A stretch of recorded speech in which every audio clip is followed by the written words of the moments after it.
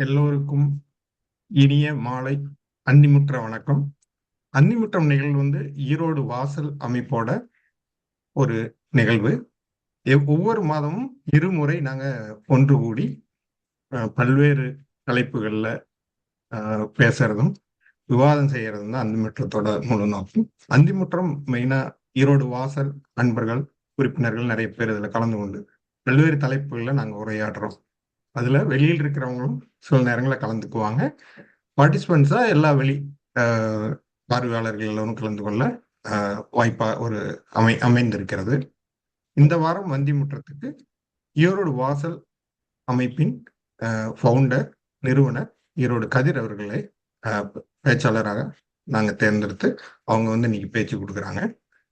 இந்த ஈரோடு வாசல் அமைப்பின் நிகழ்வு தொடர்ந்து நடைபெற்று கொண்டிருப்பா நீங்கள் அனைவரும் ஒவ்வொரு சனிக்கிழமையும் நீங்க உங்களோட ஃபேஸ்புக் பேஜ்லயோ ஈரோடு வாசல் ஃபேஸ்புக் பேஜ்லயோ மற்ற இடங்கள்லயோ அதை பகிர்ந்திருக்கும். அது பற்றின தலைப்பு தகவல்கள் எல்லா அனைவரும் கலந்து கொள்ள அன்புடன் அழைக்கிறோம். தற்பொழுது ஈரோடு வாசல் பட்டயம் வாசிக்க கௌசல்யா ஞானசேகரன் அவர்களை அன்புடன் அழைக்கிறேன்.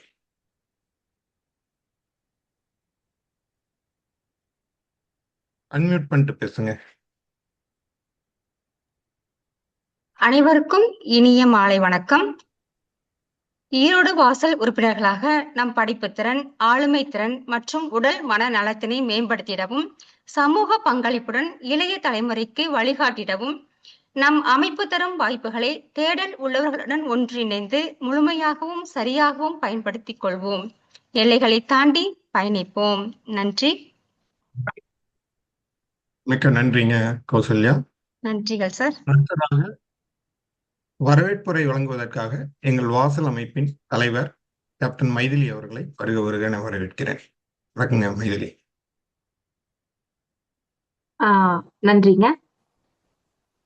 ஈரோடு வாசல் படைப்பாளர்களை உருவாக்க வேண்டும் என்ற உயரிய நோக்கத்தோடு திரு ஈரோடு கதிர் அவர்களால் கடந்த 7 ஆண்டுகளாக வாட்ஸ்அப் குழுமமாகவும் கடந்த 3 ஆண்டுகளாக பதிவு செய்யப்பட்ட சாளரம் ஃபவுண்டேஷன் கீழ் பதிவு செய்யப்பட்ட அமைப்பாகவும் தொடங்கப்பட்டு தொடர்ந்து நடைபெற்று வருகிறது.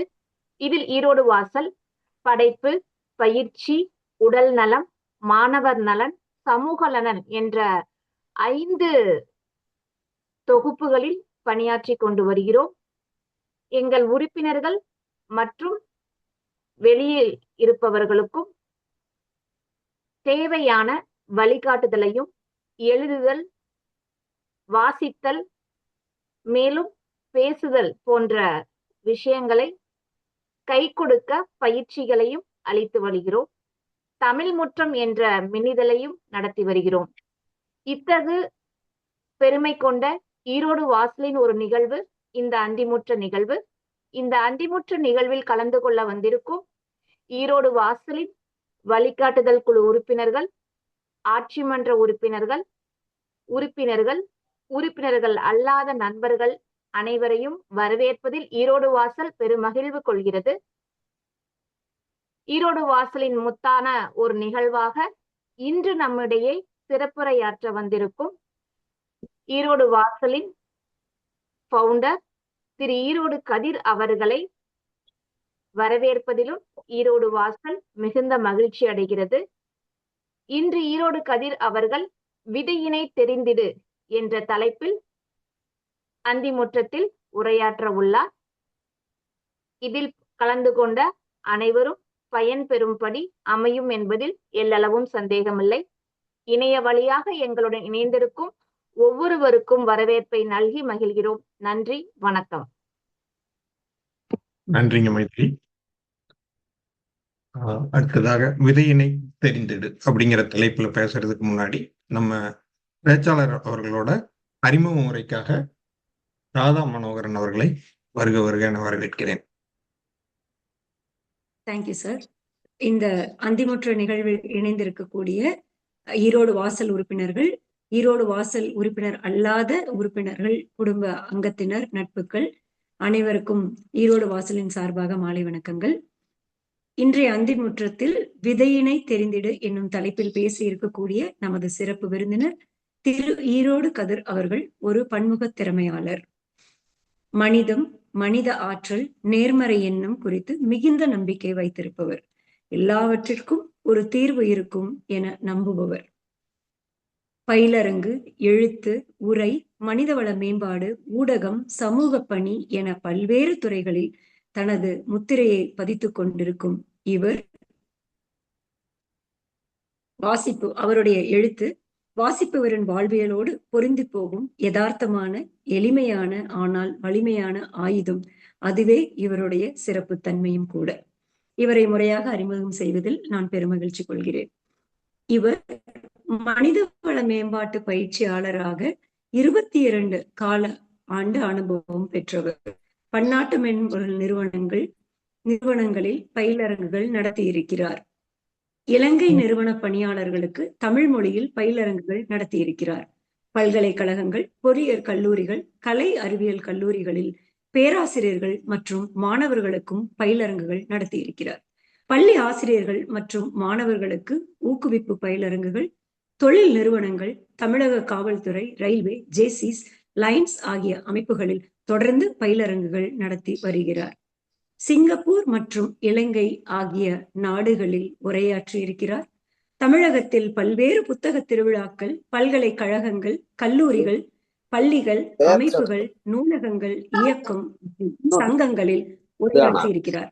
சமகால வாழ்வு நிலை, உறவுகள், மனித மனநிலை, வாழ்வியல் சவால்கள், பெற்றோர் பிள்ளைகள், இலக்கியம், திரைப்படம் ஆகிய பல்வேறு தளங்களில் உரையாற்றி கொண்டிருக்கிறார்.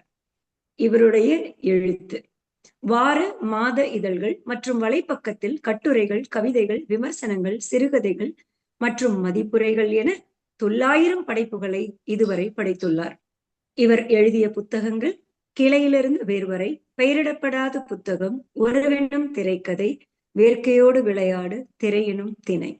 உலக திரைப்படங்களை வாழ்க்கை அனுபவங்களோடு ஒன்றிணைத்து குங்குமமிதழில் வாழ்வியல் கட்டுரை தொடரும் எழுதியிருக்கிறார். பெற்றோர்கள், மாணவர்கள் மற்றும் ஆசிரியர்களுக்கான புதிய தலைமுறை கல்வி இதழில் அனுபவ கட்டுரை தொடர் எழுதியிருக்கிறார். KS ரங்கசாமி தொழில்நுட்ப கல்லூரியில் 1ஆம் ஆண்டு திட்டத்தில் உயர்தல் உரிமை என்னும் மாணவர்களுக்கான கட்டுரை தொகுப்பு இவருடையதே. கோபி கலை அறிவியல் கல்லூரி பாடத்திட்டத்தில் இவரது கவிதை இடம்பெற்றுள்ளது. எழுத்து மற்றும் உரையில் மட்டுமல்லாமல் ஊடகங்களிலும் தனது திறமையை கோலோச்சி வருகிறார் நமது சிறப்பு விருந்தினர். இலங்கை சக்தி தொலைக்காட்சி குட் மார்னிங் ஸ்ரீலங்கா நிகழ்ச்சியில் சிந்தனை துளிகள் எனும் தலைப்பில் சில வாரங்கள் உரையாற்றி இருக்கிறார். ஜெயா தொலைக்காட்சி, காலை மலர், நியூஸ் 7 தொலைக்காட்சி வரவேற்பறை, மதிமுகம் தொலைக்காட்சி ஒரு படைப்பாளரின் கதை ஆகிய நிகழ்ச்சிகளில் சிறப்பு விருந்தினராக கலந்து கொண்டிருக்கிறார். சன் நியூஸ் தொலைக்காட்சியில் நேரலை விவாதங்களில் பங்கேற்றுள்ளார். பொதிகை கொஞ்சம் கவிதை கொஞ்சம் தேநீர் நிகழ்ச்சியில் கவிதை வாசிப்பு செய்துள்ளார். கோடை பண்பலை, சூரியன், ஹலோ பண்பலை நிகழ்ச்சிகளிலும் பங்கேற்றுள்ளார். பல்வேறு துறைகளில் கால்தடம் பதித்த இவர் சமூக பணியிலும் தனது இடத்தை பதிக்க தவறவில்லை. இந்தியன் ஜூனியர் சாம்பர் மண்டலம் 17 2002ஆம் ஆண்டு மண்டல தலைவராக பொறுப்பேற்று இருந்திருக்கிறார். ஜேசிஸ் மற்றும் அரிமா அமைப்புகளில் 20 ஆண்டு கால அனுபவம் பெற்றவர். 38 முறை இரத்த தானம் செய்திருப்பவர். இத்தகைய சிறப்புமிக்க சிறப்பு விருந்தினரை அவைக்கு அறிமுகப்படுத்தியதில் எனக்கு பெரும் மகிழ்ச்சி. நன்றி. நன்றிங்க ராதாமோகன். அடுத்ததாக நமது பேச்சாளர், சிறப்பு பேச்சாளர் ஈரோடு கதிர் அவர்களை வருக அழைக்கிறேன். Now the stage is yours. Please continue, sir. Thank you. இன்றைய பொழுதை உங்களோடு இருக்க பிடித்த காலத்திற்கு என்னுடைய நன்றிகள். ஈரோடு வாசல் அமைப்பினுடைய தலைவர் டாக்டர் மைத்திலி மற்றும் இந்த அந்திமுற்றம் நிகழ்வினுடைய திட்ட தலைவர் நண்பர் சக்திவேல் உள்ளிட்ட ஈரோடு வாசல் உறுப்பினர்களுக்கு மற்றும் இந்த நிகழ்வில் பெருந்திரளாக கலந்து கொண்டிருக்கக்கூடிய நட்புகளுக்கும் விருந்தினர்களுக்கும் என்னுடைய அன்பான மாலை வணக்கம் மற்றும் சற்று தாமதமான புத்தாண்டு நல்வாழ்த்துக்கள். முதற்கண் இந்த தலைப்பை கொடுத்த உடனேயும் இதை சமூக ஊடகங்கள்ல பகிர்ந்த உடனேயும் நிறைய பேருக்கு இருந்து வந்த ஒரு பாராட்டு என்னன்னா, எப்படி இவ்வளவு அழகான தலைப்பை தேர்ந்தெடுத்தீங்க அப்படின்ட்டு ஒரு பாராட்டு வந்துச்சு. அந்த பாராட்டு முற்றிலுமாக எனக்கு சேராது. மகாகவி பாரதியாருடைய ஆத்திசூடியில் இருக்கக்கூடிய ஒன்றுதான் விதையினை தெரிந்தது அப்படிங்கிற ஒரு தலைப்பு. எனக்கு ரொம்ப பிடித்த ஆத்திசூடி வரிகள்ல இதுவும் ஒன்று. அவருக்கு என்னுடைய நன்றிகளோடு தான் இந்த உரையை தொடங்கணும்னு நினைக்கிறேன். இந்த உரையில நான் பேச விரும்பின விஷயம் கொஞ்சம் உளவியல் சார்ந்த பார்வையை நம்ம எடுத்துட்டு போகணும் அப்படின்னு நினைக்கிறேன். முதல் ஒரு கேள்வியோடு தொடங்கணும்னு எனக்கு ஆசைப்பட்டேன். இன்றைக்கு இந்த நிகழ்காலத்தில் நாம் வாழ்ந்து கொண்டிருக்கக்கூடிய வாழ்க்கை, இன்னும் சரியா சொல்லணும்னா இந்த பிரசன்ட், இந்த நிகழ்காலம் அப்படிங்கிறது யாருடைய கனவு? இந்த கேள்வி கொஞ்சம் விசித்திரமா இருக்கும். நிகழ்காலம் என்னோட தானே, என்னோட வாழ்க்கையோட தானே அப்படிங்கிற பதில் எளிதா வந்துடும். உள்ளார்ந்து யோசிச்சு பார்த்தோம்னா, இன்றைக்கு நிகழ்ந்து கொண்டிருக்கக்கூடிய இந்த நிகழ்காலம், வாழ்ந்து கொண்டிருக்கக்கூடிய இந்த நிகழ்காலம் யாருடைய கனவு அப்படின்னு பார்த்தோம் அப்படின்னா, கொஞ்சம் ஆழமா நோக்கி பார்த்தோம் அப்படின்னா, சில உதாரணங்களை எடுத்து பார்த்தோம் அப்படின்னா அது எளிதா புரிய ஆரம்பிக்கணும்னு நினைக்கிறேன். சமீபத்துல ஒரு நிறுவனத்துல ஒரு பயிலரங்கு நடத்தக்கூடிய ஒரு வாய்ப்பு கிடைச்சது. அந்த பயிலரங்குல அந்த நிறுவனத்தினுடைய தலைவரும் எங்களோட பங்கெடுத்திருந்தார். பங்கெடுத்திருக்கிறப்போ இம்போஸ்ட் டிசையர் அப்படிங்கிற ஒரு சொல்ல நான் பயன்படுத்துறேன். அது அந்த பயிலரங்குல பங்கெடுத்த மற்றவர்களுக்கு எந்த அளவுக்கு போய் சேர்ந்தது அப்படின்லாம் தெரியல. அந்த நிறுவனத்தினுடைய தலைவர் மீண்டும் மீண்டும் எங்கிட்ட திரும்ப திரும்ப சொன்னது, அந்த சொல் என்ன ரொம்ப டிஸ்டர்ப் பண்ணிட்டே இருக்கு. இம்போஸ்டுங்கிற சொல்லையும் நம்ம கேள்விப்பட்டிருக்கோம், டிசைருங்கிற சொல்லையும் கேள்விப்பட்டிருக்கோம். ஆனா அந்த இம்போஸ்ட் டிசையர்னு நீங்க சொன்ன இடத்துல என்ன ரொம்ப ரொம்ப யோசிக்க வைக்குது. அது ரொம்ப கனம் கூடிட்டே இருக்கு அப்படின்னு சொல்ல ஆரம்பிச்சாங்க. என்ன காரணம் அப்படின்னா, வெற்றிகரமாக ஏறத்தாழ மனநிறைவோடு அந்த நிறுவனத்தை நடத்தி கொண்டு இருந்தாலும் கூட அந்த நிறுவனத்தை நடத்துவது என்பது ஒருபோதும் அவருடைய விருப்பமாக இருந்ததில்லை. ரொம்ப எளிதா சொல்லணும்னா அவங்க அப்பாவுடைய விருப்பம். அவர் சொல்லிட்டாரு, நீ இதை எனக்கு பின்னாடி நடத்தணும் அப்படின்னு சொல்லிட்டாரு. படித்த படிப்பு, உண்மையை சொல்லணும்னா அந்த படிப்பதற்கு சவாலாக இருந்த ஒரு காலகட்டத்தில் பெரும் புகழ் கொண்ட ஒரு படிப்பு, பெரும் சந்தை வணிக மதிப்பு இருக்கக்கூடிய ஒரு படிப்பை படிச்சுட்டு அது சார்ந்த துறையில போகல.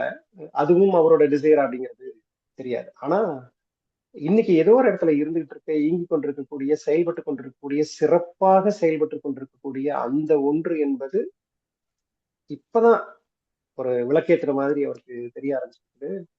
இந்த சொற்களை ஒட்டி பார்க்கும் பொழுது இது என்னுடைய விருப்பம் இல்லை, என்மேல் திணிக்கப்பட்ட அல்லது எனக்கு வழங்கப்பட்ட, இதனை ரொம்ப சிறப்பா செய்வேன் அப்படின்னு சொல்லி வழங்கப்பட்ட ஒரு விருப்பமா தான் இருக்கு.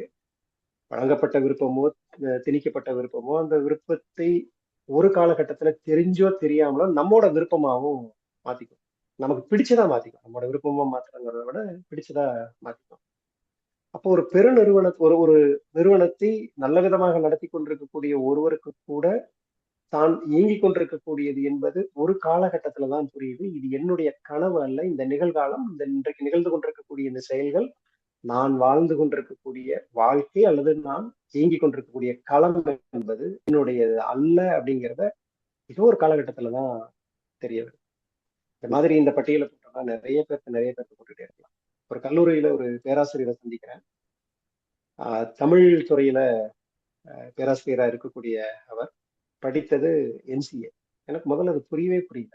நான் திரும்பவும் கேட்கிறேன், அந்த கல்லூரியில கம்ப்யூட்டர் சயின்ஸ் டிபார்ட்மெண்ட்ல தான் நான் வேலை பார்க்குறீங்க அப்படின்னா, இல்லை சிரிச்சுக்கிட்டே சொன்னது இல்லை, நான் தமிழ் துறையில தான் வேலை பார்க்குறேன். எம்சிஏ முடிச்சுட்டு காலேஜுக்கு வேலைக்கு வர்றப்போ அதற்கான வாய்ப்பு இருந்தாலும் கூட இல்லை, நான் தொழில்துறைக்கு தான் போகணும்னு சொல்லி எம்ஏ படிப்பை முடிச்சுட்டு வந்திருக்கக்கூடிய ஒரு பேராசிரியரையும் நான் பார்த்தேன்.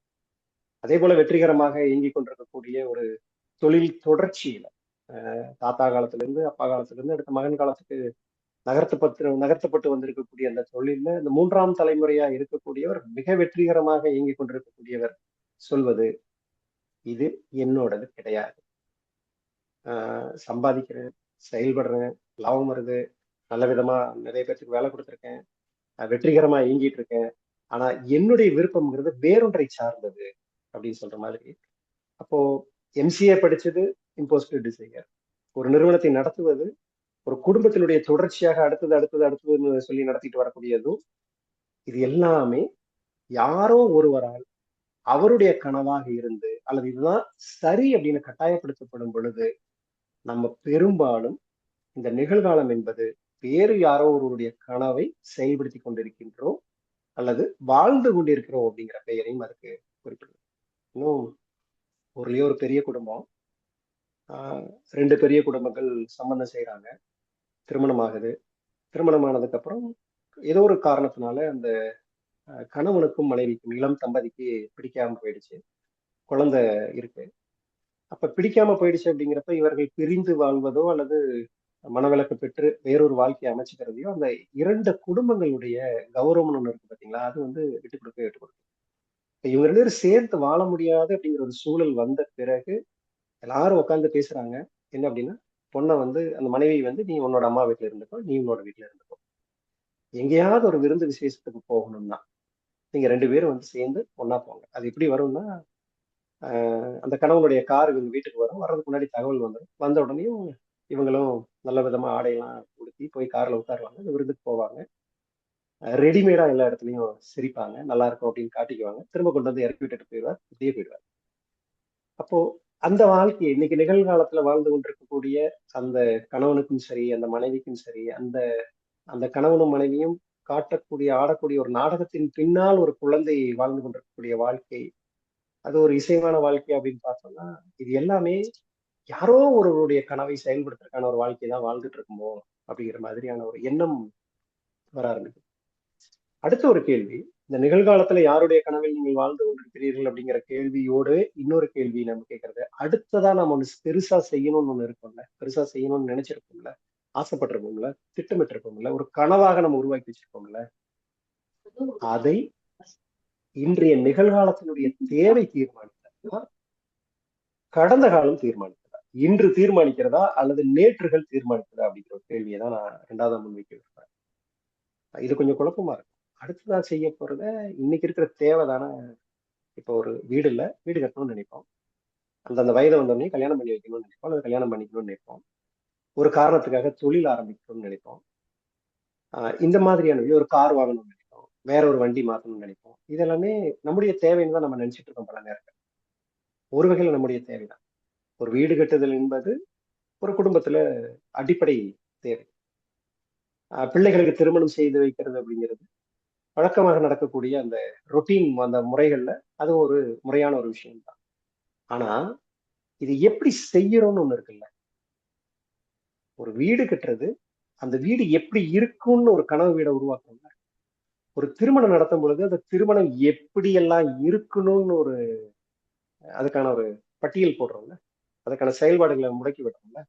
ஒரு கார் வாங்கும் பொழுது அந்த கார் எப்படிப்பட்ட காரா இருக்கணும் அப்படின்னு தீர்மானிக்கிறோம்ல. இத மிக பெரும்பாலும் நம்முடைய தேவையின் அடிப்படையில் நாம் தீர்மானிப்பது கிடையாது. அந்த எல்லா விஷயங்களையும் நம்முடைய கடந்த காலம், நம்முடைய கடந்த காலத்தில் சந்தித்த நிகழ்வுகள் பெரும்பான்மையாக தீர்மானிக்கின்றன. ஒரு வீடு கட்டணும் அப்படின்னு முடிவு பண்ணா என்னுடைய தேவைக்கு உண்மையா எந்த அளவுல இருக்கணும், அதற்கான என்ன பட்ஜெட் போடணும், அதுல என்னென்னலாம் இருக்கணும்னு தீர்மானிக்கக்கூடியவர்களுடைய எண்ணிக்கை மிக மிக குறைவு. ஒரு 10% இருக்கணும்னு நினைக்கலாம். இது எப்படி சேகரமாகிட்டு இருக்கு? ஒரு வீடு கட்டணும்னு நம்ம நினைச்சதுக்கு பிறகு போற வழியில வர்ற வழியில எல்லாம் எங்கேயாவது ஒரு வீட்டை பார்க்க அந்த வீடுக்கு நம்ம வீட்டுக்கார வீட்டை தீர்மானிக்கும். இந்த வீடு அதோட ஒப்பிட்டு ஒவ்வொன்னா அடுக்கி அடிக்கிறது. ஒரு திருமணம் அப்படிங்கிறது இன்றைக்கு நம்முடைய பொருளாதாரத்துக்கு உட்பட்டு நம்முடைய தேவைக்கு 2 இளம் உள்ளங்களை கொண்டு வந்து இணைச்சு வச்சு நீங்க ஒரு வாழ்க்கையை தொடங்குங்கிற ஒரு நிகழ்வாக மட்டும் கிடையவே கிடையாது. சமீபத்துல நீயா நானால ஒரு உரையாடல் வந்துச்சு. உங்கள் வீட்டு விசேஷங்கள்ல எவ்வளவு அதிகமான வகையான உணவுகள் போட்டீங்க அப்படின்னு ஒரு பட்டியல் வந்தது. அந்த பட்டியல்ல ஒரு பெண் சொன்னாங்க, தன்னுடைய குழந்தைக்கு பிறந்தநாள் விழா கொண்டாடுவதற்காக 40 வகையான உணவு. அதோடைய கோபிநாத் கிட்டத்தட்ட அதிர்ந்து போயிட்டார். என்னம்மா ஒரு பர்த்டே பார்ட்டிக்கு 40 வெரைட்டியா? அடுத்து அவங்க சொன்னாங்க, குழந்தைக்கு 4 வயசு அப்படிங்கிறதுனால ஒவ்வொரு உணவு வகையிலையும் 4 வகையான உணவுகள். ஒரு சிக்கன் அப்படின்னா அதுல 4 வகையான உணவு, அதுல ஒவ்வொன்றிலையும் 4. இதெல்லாம் என்ன பெருசுன்னு அடுத்து அடுத்து அதிர்வியை இறக்க ஆரம்பிச்சாங்க. என்னன்னா ஒரு கல்யாணத்துக்கு 120 130 ஒட்டுமொத்தமா 4 வேளை விருந்து சேர்ந்து மொத்தம் 250 வகையான விருந்து. அதுல இன்னைக்குதான் ஒரு ரீல்ஸ் ஒண்ணு வந்தது எனக்கு. என்ன அப்படின்னா, அது உண்மையா இல்லையான்னு தெரியல. பொள்ளாச்சியில ஒரு தேங்காய் வியாபாரிகளுடைய குடும்பத்தினுடைய கல்யாணம் அப்படின்னு சொல்லிட்டு அந்த பந்தி பரிமாறக்கூடியதுல உட்காரக்கூடிய இருக்கை இருக்கு பாத்தீங்களா, அந்த இருக்கை எல்லாமே ஒரு தேங்காயை 2ஆ பிளந்தது மாதிரி செஞ்சு வச்சிருக்கக்கூடிய ஒரு வடிவத்துல இருக்கு. அப்போ ஒரு திருமணம் அப்படிங்கிறது இன்றைக்கு என்ன மாதிரியான நிகழ்வா மாறி போயிருக்கு அப்படின்னு பார்த்தோம்னா, நல்லா பார்த்துக்கோங்க. ஒரு எத்தனை பேர்த்த நம்ம அழைக்கிறோம் அப்படின்னு பார்த்தோம்னா, அந்த எண்ணிக்கை மாறிக்கிட்டே இருக்கு. அவங்க கல்யாணத்துக்கு அவ்வளவு கூப்பிட்டாங்கன்னா, நம்ம கல்யாணத்துக்கு இவ்வளவு கூப்பிடணும்ல அப்படிங்கிற ஒரு எண்ணிக்கை, அது இந்த பகுதியில தமிழகத்தினுடைய வடமேற்கு பகுதியா இருக்கக்கூடிய கொங்கு மண்டலத்துல மிகப்பெரிய ஒரு ப்ரைடான விஷயமா மாறி இருக்கு. இப்ப இந்த அழைக்கிறவங்க எல்லாருமே வர்றவங்க எல்லாம் நான் எப்பவுமே கொஞ்சம் வேடிக்கை பார்க்கறேன். இது யாரா இருக்கும் இந்த வகை, இவங்க என்ன வகையான மனிதர்களாக இந்த விழாவுக்கு வர்றாங்க அப்படின்னு பார்ப்பேன். அதுல பெரும்பாலும் அதுல பார்க்கறதுல 3 வகையானதா இருக்கும். ஒண்ணு வந்து உளப்பூர்வமாக அந்த குடும்பத்தோடு இணைந்து பிணைந்து மகிழ்ந்து நெகிழ்ந்து அந்த மணமக்களை அந்த பிள்ளைகளை மனப்பூர்வமா வாழ்த்தணும் அப்படின்னு வருவாங்க. அப்படி வாழ்த்தணும்னு வரக்கூடியவர்களுக்கு அந்த திருமண நிகழ்விடத்துல நடக்கக்கூடிய எல்லா விஷயங்களும் நிறைவா தெரியும். எதை சொன்னாலும் புகழ்வாங்க, எதை சொன்னாலும் ஆச்சரியப்படுவாங்க, எதை சொன்னாலும் ரசிப்பாங்க, எதை சொன்னாலும் மகிழ்ச்சியாவே பார்த்துக்கிட்டு இருப்பாங்க. ஒரு கொண்டாட்டமாக எல்லா விஷயங்களையும் பார்த்துட்டு இருப்பாங்க. இது ஒரு வகையானது. 2வது வகையானது, இங்க தெரியும் நல்ல ஒரு முகூர்த்தமா இருந்ததுன்னா, ஓரளவுக்கு பிரபலமா இருக்கக்கூடிய நபர், நிறைய பழக்க வழக்கங்கள் வச்சிருக்கக்கூடிய நபரா இருந்தாங்கன்னா, குறைஞ்சபட்சம் இரட்டை இலக்கத்துல அழைப்புதல் வந்திருக்கும். சொல்றப்பே சொல்லுவாங்க, இங்க போயிட்டுங்க, இங்க போயிட்டுங்க, இங்க போயிட்டு, இங்க போயிட்டுங்க, எல்லா இடத்துக்கும் போயிட்டு ஒரு அட்டண்டன்ஸ் போட்டு வந்துடணும் அப்படிம்பாங்க. அப்ப அந்த திருமணத்துக்கு செல்வது என்பது கூட அட்டண்டன்ஸ் போடக்கூடிய விஷயமாக ஒரு தரப்பு மக்கள் இருப்பாங்க. கிட்டத்தட்ட அந்த ஒரு தரப்பு அப்படிங்கிறது பாதிக்கு மேலன்னு சொல்லலாம். மனப்பூர்வமாக உளப்பூர்வமாக கொண்டாடி மகிழ்ந்து நெகிழ்ந்து வாழ்த்த வந்தவர்களுடைய எண்ணிக்கை ஒரு குறைந்த சதவீதத்துல இருக்கு அப்படின்னா, இந்த அட்டண்டன்ஸ் போடுறதுக்காக கூப்பிட்டுட்டாங்க போகலைன்னா எப்படி அப்படிங்கிறதுக்காக வரிசையா அடுத்து அடுத்து அடுத்து அடுத்து அடுத்துன்னு ஒரே நாள்ல வந்து 5 கல்யாணம் முடிச்சு பார்க்கறவங்க கூட இருப்பாங்க. ஒரே ஒரு ஒரு நகரத்துக்குள்ள அப்படி நடந்ததுன்னா அப்படி இருப்பாங்க. அப்ப இந்த வெரைட்டி தாண்டி 3வது ஒரு வகை இருந்துட்டு இருக்கு. கல்யாணத்துல எல்லா விஷயத்தையும் உத்து உத்து பார்ப்பாங்க. இந்த அலங்காரம் செஞ்சிருக்கிறது எப்படி இருக்கு, மணமக்களுடைய ஆடை எப்படி இருக்கு, அவங்களுடைய அலங்காரம் எப்படி இருக்கு, அவங்கள என்ன நகை போட்டிருக்காங்க, இது 2 விதத்துல தேடுவாங்க. என்னன்னா, இதே மாதிரி நம்ம ஒண்ணு காப்பி பண்ணணும், அல்லது இதை விட மேம்பட்டதாக, இதை வந்து ஒரு பேஸா வச்சுட்டு இதை விட இன்னும் கொஞ்சம் மேம்பட்டதாக இன்னொன்னு பண்ணணும் அப்படிங்கிற ஒரு தேடலோட இருந்துட்டு இருக்கோம். இன்னொன்னு, அதுல ஏதாவது ஒரு குறை கண்டுபிடிக்க முடியாதா அப்படிங்கிற ஒரு தேடலோடு இருந்துட்டு இருக்கு. அப்போ இன்றைக்கு 2 மனங்களை இணைத்து வைக்கக்கூடிய மிக இயல்பாக ஒரு காலகட்டத்தில் இருந்ததனுடைய தொடர்ச்சியா நீட்சியா வந்திருக்கக்கூடிய ஒரு திருமணம் அப்படிங்கிறது கொஞ்சம் பேருக்கு கொண்டாட்டத்துக்குரியதாகவும், மிக பெரும்பான்மையினருக்கு சம்பிரதாயமாக அட்டண்டன்ஸ் போடக்கூடியதாகவும், இன்னும் சற்று ஒரு கணிசமான எண்ணிக்கையில் இருக்கக்கூடியவர்களுக்கு தூற்றக்கூடிய ஒரு நிகழ்வாகவும் பொறாமைப்படக்கூடிய ஒரு விஷயமாகவும் இன்னைக்கு மாறி. அந்த திருமணத்தை நம்ம வடிவமைச்சது அவ்வளவு பெரிய எண்ணிக்கையில கூப்பிட்டு கொஞ்சம் பேர் மட்டும் வாழ்த்துறதுக்கு வர்றதை தாண்டி மீதி இருக்கவங்க அட்டண்டன்ஸ் போடுறவங்களுக்காக ஒரு பெரும் பொருளாதாரத்தை நம்ம செலவு பண்ணிட்டு தூற்றுவோருக்கான எல்லா முகாந்திரங்களையும் நம்ம அமைச்சு வச்சிருக்கோம். நீ வா, இப்படி எல்லாம் குறை கண்டுபிடிக்கிறிய கண்டுபிடிச்சிக்கோ அப்படிங்கிற மாதிரி, எவ்வளவு பொறாமப்படுறியோ பட்டுக்கோ அப்படிங்கிற மாதிரி ஒரு பெரும் கொண்டாட்டமா நிகழ்த்தக்கூடியது கூட என்னன்னா, நம்முடைய அடிப்படை தேவை என்பதை தாண்டி வேற யாரு கூடயாவது ஒப்பிட்டு அதை விட இன்னும் பெட்டரா இருக்கணும், அதை விட இன்னும் கொஞ்சம் பெட்டரா இருக்கணும், இப்படியான ஒரு கல்யாணத்தை பார்த்ததே இல்லைங்க, இப்படியான ஒரு விருந்தை பார்த்ததே இல்லைங்க அப்படிங்கிறத யாரோ ஒருத்தர் சொல்லணுங்கிறது மாதிரியான ஒரு வடிவமைப்பு தான் எல்லா இடத்துலயும் உருவாக்கிட்டே. என்னோட ஒரு நண்பர், ஒரு 3-4 வயது என்னை விட மூத்தவர், வாழ்க்கையில ஒரு அடிமட்டத்தில் இருந்து, இன்னும் சரியா சொல்லணும்னா ஃப்ரம் நோவேர் டு சம்வேர். அவருடைய கதையெல்லாம் அழகான ஒரு சினிமாவை எடுக்கு. மலையாள திரைப்படங்களை யதார்த்தமா எடுக்கக்கூடிய கதைகளுக்கு எந்த வகையிலும் சளைத்ததல்லாத ஒரு கதையா அந்த படத்தை எடுக்க முடியும். அப்படியான இடத்துல இருந்து மெல்ல மெல்ல மெல்ல மெல்ல மேல வந்து இன்னைக்கு ரொம்ப நல்ல ஒரு இடத்துல இருக்காரு. வீடு கட்டிட்டு இருக்கதா கேள்விப்பட்டேன், வேற ஒரு ஊர்ல. அவருடைய இன்னொரு கிராமத்து ஒரு ஒரு பகுதியில ஒரு வீடு கட்டிட்டு இருக்கதா கேள்விப்பட்டேன். அதன் பிறகு சொல்லிட்டே இருந்தாங்க, வீடு வந்து ரொம்ப பிரமாண்டமா கட்டுறாரு, அப்படி கட்டுறாரு, இப்படி கட்டுறாரு எல்லாம் அப்படின்னு சொல்லிட்டே இருந்தாங்க. நான் அதற்கு பிறகு ஒரு முறை சந்திச்சதுக்கு அப்புறம் கேட்டேன், வீடு வேலை முடிஞ்சிருச்சா, சொல்லிட்டு இருந்தாங்க அப்படின்னு. அதெல்லாம் வேலை முடிஞ்சு குடி போயிட்டோம் அப்படின்னாரு. ஓ அப்படியா, பரவாயில்ல, அழைக்கலையே அப்படிங்கிறதெல்லாம் எனக்கு எதுவும் கிடையவே கிடையாது அப்படியா அப்படின்னு கேட்டேன். உங்களெல்லாம் கொஞ்சம் பேருக்கு கூப்பிடல அப்படின்னாரு. சரி அப்படின்னு. ஏன் கூப்பிடலன்னு கேளுங்க அப்படின்னாரு. இது என்னடா வம்பா இருக்கு, நீங்க தான் கூப்பிடல, நீங்க தான் கூப்பிடலன்னு சொல்றீங்க, ஏன் கூப்பிடலன்னு கேக்குறீங்க, ஏன் கூப்பிடல அப்படின்னு. இல்ல உங்களை மாதிரி என் கூட ஓரளவுக்கு நல்ல விதமா பழகிட்டு ஒன்றும் பெருசா நினைச்சுக்காதவங்களை எல்லாம் நான் கூப்பிடல. யாரெல்லாம் என்ன வாழ்க்கையில குறை சொல்லிட்டே இருந்தாங்களோ, நான் உருப்பட மாட்டேன்னு சொன்னாங்களோ, என்னை பார்த்து எப்பப்பெல்லாம் தப்பு தப்பா சொன்னாங்களோ, எனக்கு எதிராக யாரெல்லாம் செயல்பட்டாங்களோ அவங்கள மட்டும்தான் கூப்பிட்டேன் அப்படின்னாரு. கொஞ்ச நேரம் அது புரியவே இல்லை, அதை நம்பவும் முடியல. எப்படி ஒரு மகிழ்ச்சியான விழாவுக்கு தன்னுடைய வாழ்நாள்ல ஒரு ஒரு பெரிய சாதனைன்னே சொல்லலாம். ஒவ்வொரு படியா கடந்து கடந்து கடந்து கடந்து கடந்து வந்து நல்ல ஒரு பொறுப்புக்கு வந்து பொருளாதாரத்தில் தன்னிறைவு அடைஞ்சு அதுக்கு பிறகு ஒரு வீடு கட்டும் பொழுது அந்த சூழல்ல தனக்கு இணக்கமானவர்கள், தம் மேல அன்பு செலுத்தக்கூடியவர்கள், தம் மேல ஏதோ ஒரு வகையில தான் செய்யக்கூடியதை மகிழ்ச்சியா நினைக்கக்கூடியவர்கள் யாரையுமே கூப்பிடாம அவர் சொல்றாரு, யாரெல்லாம் இதை பார்த்து மனப்பூர்வமா சந்தோஷப்படுவாங்களோ அவங்களெல்லாம் நான் கூப்பிடவே இல்லை. யாரெல்லாம் வயிறு எறிவானோ, யாரெல்லாம் பொறாமப்படுவானோ அவங்க எல்லாத்தையும் கூப்பிட்டு வச்சு நான் எப்படி கட்டியிருக்கேன் பாத்தியா அப்படின்னு சொல்லிட்டு லிட்டரலி இதை சொன்னார். எனக்கு அது புரியவே இல்லை. அதான் முதல் தடவை இப்படி நான் கேள்விப்பட்டேன். ஒரு மனுஷன் இப்படியான ஒரு கனவு உருவாக்கி வச்சு கட்டியிருப்பாரா அப்படின்னு. அது எனக்கு அது எப்படி ஜீரணிச்சுக்கிறது அப்படின்னு புரியவே இல்லை. கடந்துருச்சு. அதுக்கு பிறகு நான் அந்த ஊர் வழியா ஒரு முறை போகும்போது இன்னொரு நண்பர் காட்டுறாரு, பாத்துக்கிட்டியா இந்த வீடுதான் அப்படின்ட்டு காட்டுறாரு. அந்த வீடு அவருடைய வாழ்நாளுடைய ஒரு ஒரு ஒரு விதமான சாதனை. இதெல்லாத்தையும் தாண்டி நான் மகிழ்ச்சியா அப்படி திரும்பி பார்க்கும் பொழுது உண்மையா சொல்றேன், அவர் அதுவரைக்கும் வாழ்க்கையில கடந்து வந்த ஒவ்வொரு நிலையும், அவருடைய உழைப்பும், அந்த உழைப்புக்கு பின்னால் இருந்த உறுதியும், அந்த உழைப்புல அவர் சிந்தின வியர்வை எதுவும் எனக்கு அந்த வீட்டுல தெரியல. யார் யாரெல்லாம் அவரை வந்து கிண்டல் பண்ணாங்களோ, யார் யாரெல்லாம் அவரை குறை சொன்னாங்களோ, யார் யாருக்காக எல்லாம் நிரூபிக்கிறதுக்காக காட்டுனாங்களோ அவங்களுடைய முகங்கள் மட்டுமே அந்த வீடு முழுக்க ஒட்டி இருக்கிற மாதிரி தான் எனக்கு உண்மையிலேயே தோணுச்சு. அப்போ அவங்க எல்லாத்தையும் கூப்பிட்டு நீங்க சோத்தை போட்டுட்டு அதுல 90% பேர் நிச்சயமா பரவாயில்லடா இப்படி எல்லாம் மாறி முன்னேறி வந்து இப்படி எல்லாம் வாழ்ந்து காட்டிட்டு இருக்கானே அப்படின்லாம் நினைச்சிருக்கவே மாட்டாங்க. ஒரு 10% நினைச்சிருப்பாங்க, நம்ம தான் தப்பா இடம் போட்டோம், நம்ம தான் தப்பா ஜட்ஜ் பண்ணிட்டோம், பரவாயில்லையே முன்னேறி மேல வந்திருக்கானே அப்படிங்கிற மாதிரி ஒரு 10% தோணிருக்கும். மீதி 90% அதை எப்படி குறை சொல்லலாம் அதான் யோசிச்சுட்டு இருக்கேன்.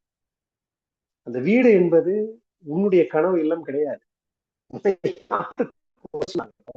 உன்னுக்கு யார் எதிராக செய்யறாங்களோ அவர்களை ஒவ்வொருத்தரையும் செங்கல்ல செங்கல்ல செங்கல்ல அடுக்கி வச்சிருக்கிற மாதிரி ஒரு வீட்டுக்குள்ள எப்படி இருக்க முடியும் அப்படிங்கிற ஒரு கேள்வி எனக்கு வர ஆரம்பிச்சிருக்கு. அப்போ அடுத்ததாக பெரிதாக செய்ய நம்ம தயாராகி கொடுக்கக்கூடிய ஒண்ணு, அது வீடு கட்டுறதா இருந்தாலும் சரி, ஒரு செல்போனை புதுசா மாத்துறதா இருந்தாலும் சரி, கேட்ஜெட் வாங்குறதா இருந்தாலும் சரி, எது செய்யறதா இருந்தாலும் சரி, அது இன்றைய தேவைக்காக மட்டும் நிகழக்கூடிய ஒன்றா, இல்ல வேற யாரோ ஒருத்தருக்கு நிரூபிக்கும், வேற யாரோ ஒருத்தர் எனக்கு அந்த காலத்துல மறுத்தாங்க, அதை கொடுக்கல, யாரோ ஒருத்தங்க வந்து இதுக்கு உங்களுக்கு தகுதி இல்லைன்னு சொன்னாங்க அப்படிங்கிற அந்த ஆற்றாமைக்கு பதிலளிக்கக்கூடிய வகையில நம்ம வாங்க போறோமா, செய்ய போறோமா அப்படிங்கிறதான். சோ இந்த நிகழ்காலம் யாருடைய கனவுல நம்ம வாழ்ந்துட்டு இருக்கோம், அடுத்ததாக நம்ம நிகழ்த்தக்கூடிய ஒவ்வொன்றும் நம்முடைய உண்மையான தேவைக்கா, உலகப்பூர்வமா எனக்கு தேவைதான் அப்படிங்கிறதா இல்ல அதை தாண்டி அப்படின்னு பார்க்கும் பொழுது 90% மக்கள் இன்னைக்கு இருக்கக்கூடிய இந்த வாழ்க்கைக்கு அவங்க சொல்லக்கூடிய விளக்கங்கிறது, இந்த வாழ்க்கைக்குள்ள இப்ப இருக்கிற இந்த ஃபேஸ்க்குள்ள நான் எப்படி வந்தேனே தெரியல, ஏன் வந்தேனே தெரியல, எது என்ன கொண்டு வந்து பிடிச்சுன்னு தெரியல. நல்லா இருக்கும், நல்லா இருக்கிறது வேற, பிடிச்சிருக்கிறது வேற. இப்ப இருக்கிறதுல கம்ஃபர்டபுளா இருக்கும், அந்த கம்ஃபர்ட்ங்கிறது வேற. அது நம்ம விரும்பியதா அப்படின்னு பார்க்கும் பொழுது 90% மக்கள் பகிரக்கூடியது இது நான் நினைச்ச வாழ்க்கை இல்லை, நினைக்கவே தெரியலங்கிறது ஒரு விஷயம், அது நினைச்ச வாழ்க்கை இல்லை. அப்போ எல்லா இடத்துலயும் வாழ்க்கையினுடைய அடுத்த கட்டத்துக்கு நகருவதற்கு, வாழ்க்கையில ஏதாவது ஒண்ணு செய்யறதுக்கு எல்லா இடத்துலயும் ஒரு அர்ஜி வந்துகிட்டே இருக்கு, இங்க ஏதாவது ஒண்ணு செஞ்சிரு, ஏதாவது ஒண்ணு சீக்கிரமா செஞ்சிரு, ஏதாவது ஒண்ணு செஞ்சிரு. இதுலதான் எல்லா இடத்துலயும் நம்ம திசை மாறி போயிட்டே இருக்கோம். இதுலதான் உண்மையாக ஒரு மனிதன் வாழ வேண்டிய வாழ்க்கையை தொலைச்சிட்டு வேற ஒன்றுக்குள்ள மாட்டிக்காது. இப்போ ஒரு உதாரணத்துக்கு இங்க இருக்கோம், இங்க இருந்து திருச்சி போகணும், திருச்சி போறதுக்கான பஸ் ஏறணும், பஸ் ஸ்டாண்ட்ல போய் நிக்கிறோம், அல்லது பஸ் ஸ்டாப்ல அதுக்கான பஸ் ஸ்டாப்ல நிக்கிறோம், பஸ் வரல, என்ன பண்ணுவோம்? வெரி சிம்பிள் லாஜிக், திருச்சி போற பஸ் வர வரைக்கும் நிற்கும். ஆனா இங்க யாரோ ஒருத்தங்க நம்ம அச்சீவ் பண்ணிட்டே இருக்காங்க, ஏதோ ஒண்ணு செய்யணுங்கிறதுக்காக, வாழ்வதற்காக ஒண்ணு செய்யணுங்கிறதுக்காக ஏதாவது ஒண்ணு செய், சீக்கிரமா செஞ்சிரு, எதையாவது ஒண்ணு செய். அவங்க வேற மாதிரி ஒண்ணு செஞ்சுட்டு இருக்காங்க பாத்தீங்களா? பஸ் ஸ்டாண்ட்ல எத்தனை பஸ் வந்து போயிட்டு இருக்கு, அவங்க எல்லாம் ஓடி ஓடி பஸ் ஏறிட்டே இருக்காங்களே, அவங்க எல்லாம் ஓடி ஓடி இதை பண்ணிட்டே இருக்காங்களே, அதை பண்ணிட்டா இருக்காங்களே அப்படிங்கிற ஒரு துரத்தலை மறைமுகமாக கொடுக்க ஆரம்பிக்கும் பொழுது அங்க எனக்கு மட்டும் வரல அப்படிங்கிறப்போ நான் எதையும் மிஸ் பண்ணிடுவணும். எல்லாரும் ஓடி ஓடி அவங்களுக்கான ஒண்ணு எடுத்துட்டு இருக்கப்ப நான் ஏதாவது ஒண்ணு மிஸ் பண்ணிடுவணும் அப்படிங்கிறதுக்காக திருச்சி போறதுக்கு பதிலா வர்ற வழியில இருக்கக்கூடிய ஏதாவது ஒரு பஸ்ல ஏறணும்னா அது திருச்சி மாதிரி தோணும், ஆனா அது திருச்சூர்ல கொண்டு போய் விடும். கிட்டத்தட்ட அதே மாதிரிதான் தெரியும் போர்டை பார்த்தோம்னா, வேற எங்கேயோ கொண்டு போய் விடும். அங்க போய் ஏன் வந்தேன்னு தெரியாது, அங்க வசதியான ஒரு சூழல் அமையலாம். ஆனா உண்மையா போக விரும்பின இடம் திருச்சி, ஆனா சென்றடைந்த இடம் திருச்சூர். இது எங்க பொருத்தி பார்க்கணும்னா, இந்த போட்டி நிறைந்த உலகத்துக்குள்ள இன்னொருத்தரோட ஒப்பிட்டு எல்லாரும் வேகமா ஒண்ணு ஓடிட்டு இருக்காங்க, எல்லாரும் ஏதாவது ஒண்ணு செஞ்சுட்டே இருக்காங்க, நான் ஏதாவது ஒண்ணு செய்யல தப்பா போயிடுமோ, ஃபியர் ஆஃப் மிஸ்ஸிங் அவுட்னு சொல்றோம், ஃபோமோ அப்படின்னு சொல்லக்கூடியது. ஏதோ ஒண்ணு நான் மிஸ் பண்ணிடணும் அப்படிங்கறக்காக வேக வேகமா ஒண்ணு செய்ய ஆரம்பிப்பாங்க. அது தொழில் வாய்ப்புகள்ல நிறைய இடங்கள்ல அதை செய்ய ஆரம்பிப்பாங்க. ஏதாவது ஒண்ணு பண்ணிட்டு இருப்பாங்க, இன்னொரு தொழில் ஏதாவது ஒண்ணு பண்ணணுங்க, ஏதாவது ஒரு பஸ்ல ஏறணுங்க, ஏதாவது ஒரு ஊருக்கு போகணுங்க. அது எப்பொழுதும் நம்முடைய தெரிவாக இருந்தது கிடையவே கிடையாது. அடிப்படை அறிவு இருக்கக்கூடிய மனிதர்கள் ஏதாவது ஒரு பஸ்ல ஏறணும், ஏதாவது ஒரு ஊருக்கு போகணுமேங்கிறத ஒருபோதும் செய்யறது கிடையவே கிடையாது. அப்ப இந்த இடத்துல என்ன ஆயிடுதுன்னா, இப்ப ஏதாவது ஒண்ணு பண்ணணுமே அப்படின்னு சொல்லிட்டு அப்படி செயல்படக்கூடியவர்கள் பெரும்பான்மையானவர்கள் ஒரு தோல்வியை சந்திக்க ஆரம்பிச்சிருக்காங்க. நான் ரத்தமும் சதியுமா பார்த்திருக்கேன். ஒரு வியாபார வாய்ப்பு வருது, சில ஆண்டுகளுக்கு முன்பு வியாபார வாய்ப்பு வருது.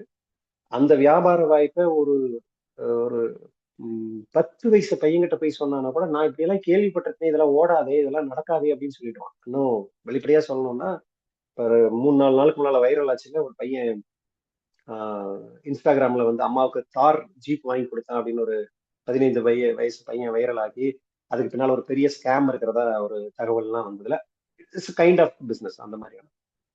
இப்ப என்கிட்ட வந்தோடனே சொல்றேன், இது வாய்ப்பே இல்லை, இது சாத்தியமே இல்லை. ஆனா அதுக்குள்ள பெருசா ஒண்ணு காட்டிட்டு இருக்காங்க, என்னன்னா இது செஞ்சா பெருசா வந்துடலாம். அப்ப அந்த இடத்துல சொல்லப்பட்ட ஒரு வாசகம் எனக்கு இன்னும் கணத்துக்கிட்டே இருக்கு. அது ஒரு ஒரு மந்திர மாதிரி கணத்துக்கிட்டே இருக்கு. எப்படின்னா, ஒரு பெரும் தொகையை சொல்லி இந்த தொகைக்கு நான் ரிஸ்க் எடுத்தேன், பாத்துக்கலாம், ஆனாலும் பாத்துக்கலாம். எந்த ஒரு தொழில் வாய்ப்பிலும் எந்த ஒரு இடத்திலும் நான் ஒரு ரிஸ்க் எடுக்கிறேன், இந்த இடத்துல வந்து ஒரு ரிஸ்க் எடுத்துறேன். இந்த ரிஸ்க் எடுக்கிறத வந்தா பாத்துக்கிறேன். ரிஸ்க் எடுக்கிறதுங்கிறது எங்க தேவை அப்படின்னு பாத்தீங்கன்னா, இன்கேஸ் ஆஃப் எமர்ஜென்சில மட்டும்தான். ரிஸ்க் எடுப்பதனுடைய தேவை எமர்ஜென்சில மட்டும்தான் வரும். ஒரு சர்ஜரி பண்ணுனா 50% வாய்ப்பு இருக்கு, 50% வாய்ப்பு இல்லை அப்படிங்கிறப்போ ஒரு டாக்டர் சொல்லுவாரு, இது பண்ணுனா இப்படி ஆகலாம், பண்ணாட்டி இப்படி போகலாம். அந்த இடத்துல என்ன பண்ண, இதுக்கு மேல நீங்க சொன்னீங்கன்னா அந்த ரிஸ்க் எடுத்து பாக்குறோம், ஒரு அட்டம் ட்ரை பண்ணி பாக்குறோம்.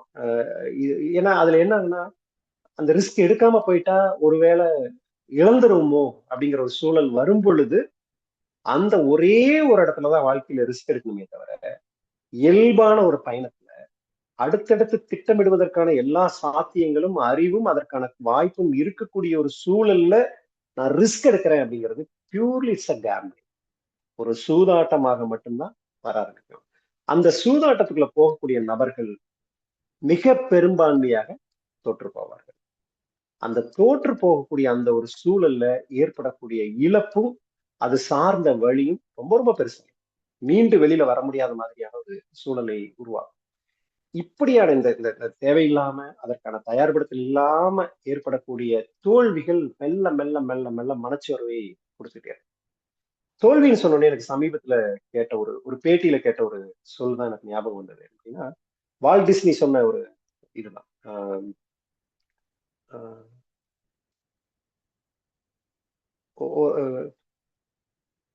It's important to have good failure in young age அப்படின்னு அவர் சொல்லியிருப்பார். ஒரு இளமை காலத்துல ஒரு நல்ல தோல்வியை ஒருவன் சந்திப்பது மிக முக்கியமானதுன்னு சொல்லி அவர் அதை வேற மாதிரி அதை எடுத்துட்டு போயிருப்பாரு. எப்படின்னா, ஒரு இளம் வயதுல நீ ஒரு மிகப்பெரிய ஒரு தோல்வியை, உக்ரமான ஒரு தோல்வியை சந்திச்சு அதுல இருந்து மீண்டு வந்துட்டா அதற்கு பிறகு எது வந்தாலும் சந்திச்சுக்கலாம் அப்படிங்கிற மாதிரி இருக்கும். எனக்கு அதுக்குள்ள இருந்த அந்த குட் ஃபெயிலியர், அந்த குட் ஃபெயிலியர்ங்கிற வார்த்தை எனக்கு ரொம்ப புதுசா இருக்கு. குட்டும் பழசும் ஃபெயிலியரும் பழசு. ஆனா குட் ஃபெயிலியர்னு குட் ஃபெயிலியர்னு ஒரு சொல்லியிருக்காரு. இதை வேற மாதிரி யோசிக்க முடியுமா அப்படின்னு பார்க்கும் பொழுது, ஃபெயிலியர் வெர்சஸ் குட் ஃபெயிலியர் அப்படின்னு பார்த்தாங்க. தோல்வி வெர்சஸ் நல்ல தோல்வி. இப்ப தோல்வி என்பது நான் தயாரிக்கல, நான் அதுக்கான களத்தை அமைக்கல, அதற்கான சூழலும் கிடையவே கிடையாது. என்னவாவது வந்தா அப்படிங்கிறதுக்காக நான் ஒவ்வொரு அடையும் போய் போய் பார்க்கறேன். தோல்விகள் வந்துகிட்டே இருக்கு, தோல்விகள் வந்துகிட்டே இருக்கு. ஆனா குட் ஃபெயிலியர் அப்படிங்கிறது அதுல இருந்து முற்றிலும் மாறுபட்டதா. இப்ப இந்த சாதாரணமான தோல்வி கொடுக்கக்கூடியது என்னவா இருக்கும்னா, நீங்க அடுத்து அடுத்து அடுத்து அடுத்து அந்த தோல்வி ஒரு வலியும் வேதனையும் ஒரு மன உளைச்சலையும் கொடுக்க ஆரம்பிக்கிறப்ப இது அப்படியே சுமையா மாறிக்கிட்டே இருக்கும். தோல்விகளே வெற்றிகளுக்கான படிக்கட்டுகள் அப்படிங்கிற கிளீஷேவை நான் இங்கிருந்து முற்றிலுமாக நீக்க ஆரம்பிக்கிறேன். தொடர்ந்து வரக்கூடிய தோல்விகள் ஒருபோதும் வெற்றிக்கான படிக்கட்டுகளா இருக்கவே இருக்காது. ஏன்னா தொடர்ந்து வரக்கூடிய தோல்விகள் என்பது சரியான தயாரிப்பு இல்லாதது, சரியான களம் இல்லாதது, சரியான வகையில் அதற்கான அறிவை சேகரிக்காதது, அதற்கான சூழலை அமைத்துக் கொள்ளாதது. ஒரு ரிஸ்க் எடுத்து பார்ப்போம், ட்ரை பண்ணி பார்ப்போம், அந்தா வருது போனா போகுதுங்கிற மாதிரி பாக்குறப்போ இந்த முயற்சிகள் போது வரக்கூடிய தோல்வி என்பது அடுத்தடுத்ததா அடுக்கி அடுக்கி அடுக்கி சுமையாக அடுக்கி ஒட்டுமொத்தமாக அவர்களுடைய ஆற்றலை இழக்கச் செஞ்சு வீழ்த்தியும். இப்ப நல்ல தோல்வி அப்படின்னு பார்க்கும் பொழுது எனக்கு சட்டுன்னு நினைவுக்கு வந்தது வந்து 2023 நடந்த உலகக்கோப்பையினுடைய இறுதிப் போட்டி தான். கிரிக்கெட் பார்க்கக்கூடிய ஆர்வலர்களுக்கு இது ரொம்ப ரொம்ப நெருக்கமா இருக்கு. அந்த தோல்வி நான் அந்த ஆட்டத்தை பாக்குறேன். அது பார்க்கும் பொழுதே நமக்கு தெரிஞ்சிருச்சு என்ன அப்படின்னா 2023 அசுரபலத்தோட இந்திய அணி இருந்தது. எந்த ஒரு லீக் மேட்ச்லயும் அவங்க தோற்கல, நாக் அவுட்லயும் வின் பண்ணி வந்துட்டாங்க. ஃபைனலுக்கு வர்றாங்க. ஃபைனலுக்கு வந்த உடனேயும் எல்லா வகையிலையும் அந்த வெற்றியை ஈட்டக்கூடிய தகுதி வாய்ந்த ஒரு அணியாக இருந்தது. துரதிருஷ்டவசமாக அன்னைக்கு டாஸ் வின் பண்ணல. அவங்க ஃபர்ஸ்ட் பவுலிங் எடுக்கிறாங்க, செகண்ட் பேட்டிங் அப்போ டியூ வந்துடும். அதனால ஆஸ்திரேலியா மிக எளிதாக வின் பண்றதுக்கான ஒரு வாய்ப்பு இருந்தது. இது வந்து ஏறத்தாழ அந்த போட்டியை பார்த்தவங்க, கிரிக்கெட் தெரிஞ்சவங்க தன்னை சமாதானப்படுத்திக்கிறதுக்காக எடுத்துக்கிட்ட ஒரு ஒரு முடிவை அப்படி பார்க்கலாம். ஆனா அந்த போட்டியில தோல்வி அடைந்த அந்த போட்டியினுடைய அணித்தலைவராக இருந்த ரோஹித் சர்மாட்ட இருந்து நான் எந்த ஒரு விதமான ரிஃப்ளெக்ஷன்ஸையும் பார்க்கவே இல்லை. அதுக்கு பிறகு எங்கேயுமே பார்க்கல, அந்த தோல்வி குறித்து எதுவுமே பார்க்கல. 2025 இப்போ நவம்பர் மாதம் நினைக்கிறேன், ஒரு யூனிவர்சிட்டியோடைய கான்வெகேஷன்ல ஒரு பிசினஸ் ஸ்கூலுடைய கான்வெகேஷன்ல பேசும் பொழுதுதான் அந்த 2023 உலகக்கோப்பை தோல்வி கொடுத்த அந்த உணர்வுகளை ரோஹித் சர்மா பேசியிருப்பாரு. அதுக்கு யூடியூப்ல நீங்க கேட்கலாம் அல்லது படிக்கலாம். So beautiful. அது அவர் சொல்லக்கூடியது என்னன்னா, அந்த டிசப்பாயின்மெண்ட்ல இருந்து, இந்த டிசப்பாயின்மெண்ட்ங்கிறது என்னை முற்றிலுமாக முடக்கிருச்சு. எனக்கு ரொம்ப ஆத்மார்த்தமா பிடிச்சிருக்கக்கூடிய கிரிக்கெட்ல இருந்து நான் ஒட்டுமொத்தமா வெளியில போயிடணும்னு நினைச்சேன். இதுக்கப்புறம் இதுக்கு வேண்டவே வேண்டாம்னு நினைச்சேன். முடங்கிட்டேன். நான் எங்கேயுமே பேசல, எதையுமே வெளிப்படுத்தல, எதுவுமே செயல்படுத்தல. அந்த தோல்வி கொடுத்த அந்த டிசப்பாயின்மெண்ட் வந்து அவ்வளவு கொடுமையானதா இருந்தது. ஒரு கட்டத்துல நான் செஞ்ச விஷயம், ரீசெட் பண்ணேன். ரீசெட் பண்ணிட்டு ஃப்ரெஷ்ஷா ஸ்டார்ட் பண்ண ஆரம்பிச்சேன். என்ன அப்படின்னா 2023 நான் இது எல்லாத்தையும் விட்டுட்டு ஓடி போயிடணும்னு நினைச்சேன். அடுத்த 6-7 மாசத்துல அவங்களுக்கு T20 வேர்ல்டு கப் வந்தது. அந்த மேட்சுக்குள்ள ஒரு இடத்துல வருது. இந்த டிசப்பாயின்மெண்ட்ல எல்லாத்துலயும் முடங்கி போயிருக்க இடத்துல ஒரு இடத்துல ரீசெட் பண்றாரு. இந்த ரீசெட் நமக்கு பெரும்பான்மையான இடங்கள்ல நிகழ்வதே கிடையாது. இந்த நல்ல தோல்வி மட்டும் தான் அது. ஏன் அப்படின்னா, இது ஏன் நல்ல தோல்வின்னு சொல்றேன்னா, முதல்ல அடுக்கின தோல்விகள்ல இந்த தோல்விகளுக்கான எல்லா முகாந்திரங்களும் இருக்கும். ஆனா 2023 உலகக்கோப்பையில இறுதிப் போட்டியில இந்திய அணிக்கு கிடைச்ச தோல்விக்கான எந்த முகாந்திரமும் இல்ல. அன்றைக்கு இருக்கக்கூடிய தட்பவெப்ப நிலை மட்டும் சொல்லலாம். டியூ தான் மெயின் ஃபேக்டர் நினைக்கிறது. அந்த டாஸ் மட்டும் வின் பண்ணி இருந்தா வின் பண்றதுக்கான எல்லா சாத்தியங்களும் இருந்தது.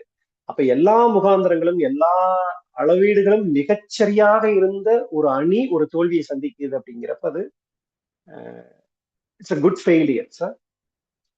அது அது அது ஒரு ஒரு நல்ல தோல்வி. ஆனா நல்ல தோல்வி வந்து சமாதானப்படுத்தாது, கடும் வழியை கொடுக்கும், மொட்டைக்கு போட்டுரும். வெளியில வர்றதுக்கான அந்த ஒரு இருக்கும். அதுல இருந்து ஒருத்தர் ரீசெட் பண்ணிட்டாங்க, அதை நியூட்ரலைஸ் பண்ணிட்டாங்க. அது எல்லாமே எக்ஸ்பீரியன்ஸ் பண்ணது, ஏற்கனவே எக்ஸ்பெரிமெண்ட் பண்ண எல்லா விஷயங்களுடைய எல்லாம் தெரியும். அதோட நியூஆன்சஸ் எல்லாமே தெரியும். அது எப்படி தகர்க்கணும்னு தெரியும், எப்படி அடையணும்னு தெரியும், எல்லாமே தெரியும். அப்படி தெரிந்திருக்கக்கூடிய சூழலில் அடுத்தது ஒண்ணு வரும் பொழுது அசுர பலத்தோட அவங்க வர்றாங்க. T20 வேர்ல்டு கப் 2024 ஜூன் மாதம் நினைக்கிறாங்க வர்றாங்க. வந்ததுக்கு அப்புறம் அவங்க அதே மாதிரி லீக் எல்லாத்துலயும் ஜெயிக்கிறாங்க, குரூப் ஸ்டேஜ்லயும் ஜெயிக்கிறாங்க. ஃபைனல் அன்எக்ஸ்பெக்டடா போகுது. இவங்க பேட் பண்ணிட்டாங்க. ஜெயிக்கிறதுக்கான எல்லா சாத்தியங்களும் இருந்தப்போ அங்க ஹென்ரி கிளாசனும் இவங்க வந்து ரொம்ப நல்லா அடிக்க ஆரம்பிக்கிறப்ப அந்த கடைசி 5 ஓவர்ல 30 பந்துக்கு 30 ரன் பால் தான் தேவையானதா இருக்கு. கிட்டத்தட்ட தோல்வி தீர்மானிக்கப்பட்டது. வெற்றி கை நழுவி போன இடத்துல ரோஹித் சர்மாவுடைய அந்த மெச்சூரிட்டி, அந்த மீண்டு வந்த அவருக்கு ரீசெட் பண்ணிட்டு மீண்டு எடுத்துட்டு வருவான்ல, மீண்டு எடுத்து வந்த காட்டக்கூடிய அந்த கேப்டன்சி, அந்த பவுலரை மாத்தினதும், ஃபீல்டிங்க அலைன் பண்ண விஷயங்களும் வந்து எல்லாத்துக்கும் தெரியும். சூரியகுமாரோடைய ஒரு ஃபேண்டாஸ்டிக் கேட்ச் அதுதான் மேட்சை வின் பண்ண வச்சது. அப்படிங்கிறப்போ அந்த ஒரு நல்ல தோல்வி என்பது, ஒரு குட் ஃபெயிலியர் என்பது ஒருவனை மீண்டும் ஜெயிக்க வைக்கிறதுக்கான எல்லா சாத்தியங்களையும் உருவாக்கும். அது இல்லாம ஏதாவது ஒண்ணு செஞ்சாகணுமேனு ஓடக்கூடிய சூழல்ல தொடர்ந்து தோல்விகளை எதிர்கொள்ளக்கூடியவர்கள், இந்த தோல்விகளை எதிர்கொள்ளக்கூடியது வந்து தப்பிக்கிறதுக்காக, ஏதோ ஒரு இடத்துல தப்பிக்கிறதுக்காக வேற ஒண்ணுக்குள்ள ஆட்பட ஆரம்பிப்பாங்க. ஒரு ஸ்டூடெண்டா இருந்தாங்கன்னா வித்தவுட் ப்ரிப்பரேஷன், எந்த வகையிலும் தன்னை தயார்படுத்திக்காம அடுத்தடுத்த தோல்விகள் வரும் பொழுது இதுல இருந்து ஒதுங்கிறதுக்காக என்னாங்கன்னா வேற ஒண்ணுல ஒரு அடிக்ஷனுக்கு போவாங்க. அது சோசியல் மீடியாவா இருக்கலாம், இட்ஸ் அ கைண்ட் ஆஃப் ட்ரக்கா இருக்கலாம், ரிலேஷன்ஷிப்பா இருக்கலாம். இதுக்குள்ள போவாங்க. இதுக்குள்ள எதுல போனாலும் மிகப்பெரிய ஒரு சிதைவை சந்திப்பார்கள். ஒரு வியாபாரத்தில் இருக்கக்கூடியவர்கள், வேலையில் இருக்கக்கூடியவர்கள், இந்த மாதிரி இருக்கக்கூடிய இடத்துல முழு தயாரிப்பு இல்லாம ஒரு தோல்வியை சந்திக்கும் பொழுது அதிலிருந்து தப்பிப்பதற்காக வேறொன்றுக்குள்ள போய் நுழைவாங்க. வேறொன்றுக்குள்ள நுழைய ஆரம்பிக்கும் பொழுது அவர்கள் இழப்பது சக உறவுகளை, குடும்பத்தில் இருக்கக்கூடிய உறவுகளை அவங்களுக்கு ஆரம்பிப்பாங்க.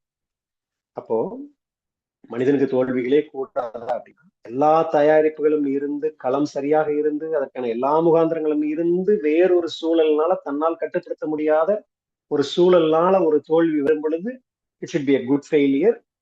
அது கொடுக்கக்கூடிய ஒரு உத்வேகமும் வந்து அடுத்தடுத்து வந்துடும். அது இல்லாம எந்த வகையிலையும் நான் தயார்படுத்திக்காம என்னுடைய வாழ்க்கையை, இந்த நிகழ்காலத்தை நான் எனக்காக வாழாம நான் செய்யக்கூடிய அடுத்தது எல்லாமே யாரோ ஒருத்தருடைய கிராட்டிபிகேஷனுக்காக, யாரோ ஒருத்தர் ஜட்ஜ் பண்ணணும் என்ன எப்படி அப்படிங்கிறதுக்காக நான் செய்ய ஆரம்பிக்கும் பொழுது தோல்விகள் அடிக்கிட்டே இருந்துட்டு இருப்போம். தோல்விகள் அடுக்கடுக்காக வரும் பொழுது நம்ம என்ன ஏங்கிட்டு இருக்கிறோமோ, எங்கெல்லாம் ரெஸ்பான்சிபிலிட்டி இருக்கோ, எங்கெல்லாம் பொறுப்புகள் இருந்திருக்கோ, அது எல்லாத்தையும் அப்படியே மெல்ல மெல்ல மெல்ல விட்டுட்டு வேற ஒண்ணுக்குள்ள போய் அடைக்கலம் புகுந்துக்குவோம். அதுக்குள்ள மீண்டு வரவே வர முடியாத மாதிரி, அப்படி வரவே வர முடியாத மாறுறதுக்கான விஷயங்கள் பல பேர் அவர்களுடைய தொழில், பல பேருக்கு அவர்களுடைய வேலை, பல பேருடைய அடையாளம், தன்னுடைய புகழ், தன்னுடைய பெருமை, தன்னை இப்படி சொல்லணும் அப்படின்னு நினைக்கக்கூடிய ஒரு விஷயம் வெளியில பாக்குறதுக்கெல்லாம் நல்லா இருக்கிற மாதிரியே இருந்துட்டே இருக்கும். ஆனா மெல்ல மெல்ல மெல்ல மெல்ல மெல்ல வந்து அதை உள்ளுக்குள்ள உள்ளுக்குள்ள உள்ளுக்குள்ள போட்டு அப்படி சீல் பண்ணி வச்சிடும். ரொம்ப சரியான உதாரணம் சொல்லணும்னா, இப்போ மலையாளத்துல சமீபத்துல ஓடிடில வெளியில வந்து எக்கோ இகேஓ அப்படின்னு ஒரு படம் வந்திருக்கு. அந்த படத்தினுடைய கோர் டயலாக்கே அதுதான். Production and restrictions look same. எது ஒண்ணு எனக்கான பாதுகாப்புன்னு நான் உருவாக்குறேனோ, அந்த பாதுகாப்புன்னு உருவாக்குன ஒரு விஷயமே என்னை கட்டுப்படுத்தக்கூடிய ஒரு வேலியாக மாறிடும். ரொம்ப அழகான அந்த அது ரொம்ப எனக்கு ரொம்ப ஆழமா பதிஞ்சுது மனசுக்குள்ள. நம்மளை பாதுகாக்கிறதுக்காக ஒரு இடத்துல வேலி போடுறோம் அப்படின்னா, வெளியில இருந்து வர்றவங்களை பாதுகாக்கிறதுக்காக வந்து காரணம் இருக்கும். நம்ம அந்த வேலியை தாண்டி போக முடியாத அளவுக்கான வாய்ப்பாகவும் இருக்கும். வேலியை போட்டு பூட்டி வச்சுட்டீங்கன்னு வச்சுக்கோங்களேன், சாவியை தொலைச்சிட்டோம்னா வெளியிருந்து யாரும் உள்ள வர முடியாது, நம்மளும் வெளியில போக முடியாது. அப்போ என்னுடைய அடையாளத்துக்காக, என்னுடைய பெருமைக்காக, என்னுடைய புகழுக்காக, என்னுடைய குடும்பத்துக்காக, என்னுடைய உறவுகளுக்காக, என்னை சார்ந்தவர்களுக்காக நான் உழைக்கிறேன்னு சொல்லி, அது வேலையோ தொழிலோ அல்லது வேறு ஒன்றோ ஏதோ ஒன்று எடுத்துட்டு வரக்கூடியது ஆரம்பத்துல பாதுகாப்பானதா இருக்கிற மாதிரி இருக்கும். நம்மளை ப்ரொடெக்ட் பண்ணக்கூடியதா, ஒரு ப்ரொடக்ஷன் சீல்டா இருக்கிற மாதிரியான ஒரு வேலையா இருந்துட்டே இருக்கும். ஒரு கட்டத்துல அது நம்மை முற்றிலுமாக முடக்கக்கூடியதாக, அதுக்குள்ள நான் இப்படிதான் இருக்கணும் அப்படிங்கிற மாதிரி இப்படி முடக்கப்பட்ட ஒரு சூழலுக்குள்ள வரும் பொழுது நம்ம நிறைய நிறைய நிறைய வந்துட்டு எனக்கு நிறைய பேர்த்துடைய கதைகளை கேட்க ஆரம்பிக்கும். நிறைய பேர்த்துடைய கதை, அது இளம் பிள்ளைகளுடைய கதைகளை கேட்க ஆரம்பிக்கும். அந்த இளம் பிள்ளைகளுடைய சிதைவுகளுக்கு பின்னால அவர்களுடைய பங்கு கணிசமா இருக்கு, அதை நான் மறுக்கவே இல்லை. ஆனா அவருடைய பெற்றோருடைய பங்கு ரொம்ப பெரிய அளவுல இருந்துட்டு இருக்கு. என்னை கவனிக்கவே இல்லை. எனக்கு என்ன நடக்குதுன்னே புரிஞ்சுக்கல. பிசினஸ் தான் முக்கியம் ஓடிட்டே இருந்தாங்க, வேலை தான் முக்கியம் ஓடிட்டே இருந்தாங்க, சொந்த பந்தம் தான் முக்கியம் ஓடிட்டே இருந்தாங்க. அவங்க செய்யக்கூடிய இயங்கக்கூடிய களம், அது அரசியலா இருக்கலாம், அது வந்து தொழிலா இருக்கலாம், அல்லது வந்து ஒரு கலைத்துறையா இருக்கலாம், ஏதோ ஒண்ணுல முழுமையாக தன்னை முழுமையாக மூழ்கடிச்சு ஓடிட்டே இருந்தாங்க. அந்த இடத்துல நான் பொருட்படுத்தாம போனதுனால நான் அதுக்குள்ள ஏற்பட்ட சிதைவுகள். இது பிள்ளைகளுக்கு மட்டும் இல்லை. ஒரு 10 வயசுல இருந்து 60-70 வயசு வரைக்கும் இந்த மாதிரியான இந்த ஓட்டத்துக்குள்ள போய் சிக்கிக்கிட்டவங்கனால தன்னுடைய இதுதான் பாதுகாப்பு நினைச்சு தனக்கு ஒரு வேலி போட்டு அந்த வேலிக்குள்ள அவங்க முடங்கி போன காரணத்தினால் அவர்களோடு உடன் இருந்தவர்கள் சந்தித்த இழப்புங்கிறது ரொம்ப பெரிய விஷயம் தான். அப்ப இதுக்குள்ள இருந்து வெளியில வரணும்னா பாரதியாருடைய அந்த ஆத்திச்சூடி வரி அந்த தலைப்பு, இந்த நிகழ்ச்சியினுடைய தலைப்புக்கு தான் போயிட்டே இருக்கேன். இது எல்லாத்துக்கும் சரியா பாடம் கற்றுக் கொடுக்கக்கூடிய ஒரு விவசாயி தான். அவனை விட மகத்தான மனுஷன் கிடையாது. நான் அதை வந்து ரொம்ப ரொமான்டிசைஸ் பண்ண விரும்பல. மகத்தான மனுஷன் கிடையவே கிடையாது. அவன் ரொம்ப தெளிவா இருந்துட்டே இருப்பான். அவனுக்கு அந்த பருவம் தெரியும், எந்த விதையை எப்ப போடணும்னு தெரியும், எந்த விதையை போட்டா என்ன வரும்னு தெரியும். அந்த விதைக்கு அவன் எப்பயுமே ஒரு சின்ன ரிஸ்க் வச்சுக்கிட்டு இருப்பான். கேம்பிளிங் சூதாட்டம் ஆடவே ஆரம்பிப்பான். மழை பெய்யாம போயிடுச்சுன்னா, அது விளையாம போயிடுச்சுன்னா இவ்வளவுதான் லாஸ் அப்படிங்கிறது அவங்களுக்கு நல்லா தெரியும். இது எல்லாத்தையும் தாண்டி நமக்கு அவ்வளவா நெருக்கமா இல்லாத இருக்கக்கூடிய ஒரு அந்த விவசாயியா இருக்கக்கூடிய உண்மையான விவசாயியா இருக்கக்கூடிய ஒரு ஒரு விதையை போட்டு விளைச்சலை எடுத்து இந்த சைக்கிள்குள்ள சுத்திக்கிட்டே இருக்கக்கூடியவன் மற்ற எல்லா மனிதர்களுடையும் நிம்மதியானவனா இருப்பான். அதை மட்டும் பார்க்க முடியும். புகழ், பேரு, பொருளாதாரம், செழிப்பு, அவங்களுக்கான அங்கீகாரம் அதெல்லாம் தெரியாது. நிம்மதியா இருப்பான். ஏன்னா வாழ்க்கையில அதிகபட்ச தேவை, நான் ரொம்ப நெருக்கமான நண்பர்கள்ட்ட நான் திரும்ப திரும்ப சொல்லிட்டே இருப்பேன், வாழ்க்கையினுடைய அதிகபட்ச தேவை என்பது நிம்மதிதான். நிம்மதிங்கிறது ரொம்ப சாதாரணமான பழக்கப்பட்ட ஒரு வார்த்தையா இருக்கும். ஆனா அடைவதல் என்பது அவ்வளவு எளிதானது கிடையாது. நிம்மதிக்காக உழைப்போம். நன்றி. மிக்க நன்றிங்க கதிர். மிக அற்புதமான ஒரு உரை. அடுத்ததாக ஒரு உரையாடலா நம்ம இதை வச்சுக்கலாம்னு நினைக்கிறேன். கேள்வி பதிலாகவோ அல்லது உரையாடலாகவோ யாராவது ஏதாவது கேள்விகள் அல்லது உரையாடல்கள் இந்த மாதிரி தொடங்கணும்னு இருந்தீங்கன்னா கையை உயர்த்துங்க. நான் அன்மியூட் பண்றேன், நீங்க பேசலாம். பேச்சாளர்கிட்ட கேள்விகள் கேட்கலாம்.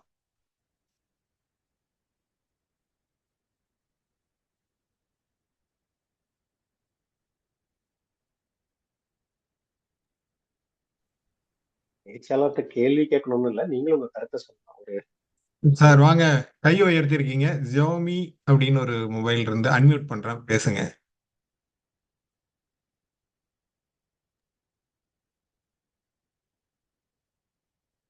ஆஸ்க் யூ அன்மியூட் கொடுத்துட்டேங்க உங்களுக்கு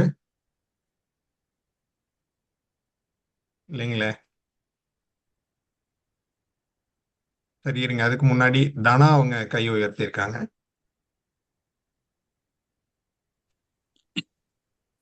நீங்களே அன்மியூட் பண்ணிட்டு பேசலாம் சார், பேசுங்க. கேக்குதுங்களா? கேக்குதுங்க. கதிர், அந்த வீடு கட்டினவங்களை பத்தி சொன்னீங்க இல்லைங்களா? அதாவது ஒரு அந்த நெகட்டிவான திங்கிங் உள்ளவங்களை மட்டும் கூப்பிட்டார் அப்படின்னு, அது ஒரு வகையில அவருடைய மனப்போக்கு.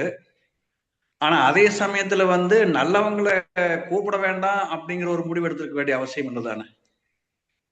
நிச்சயமா இல்ல. அவருக்கு நிரம்பி இருக்குதே, அது அவர் நிரூபிக்க விரும்புனது வந்து அவங்களுக்கு தான்.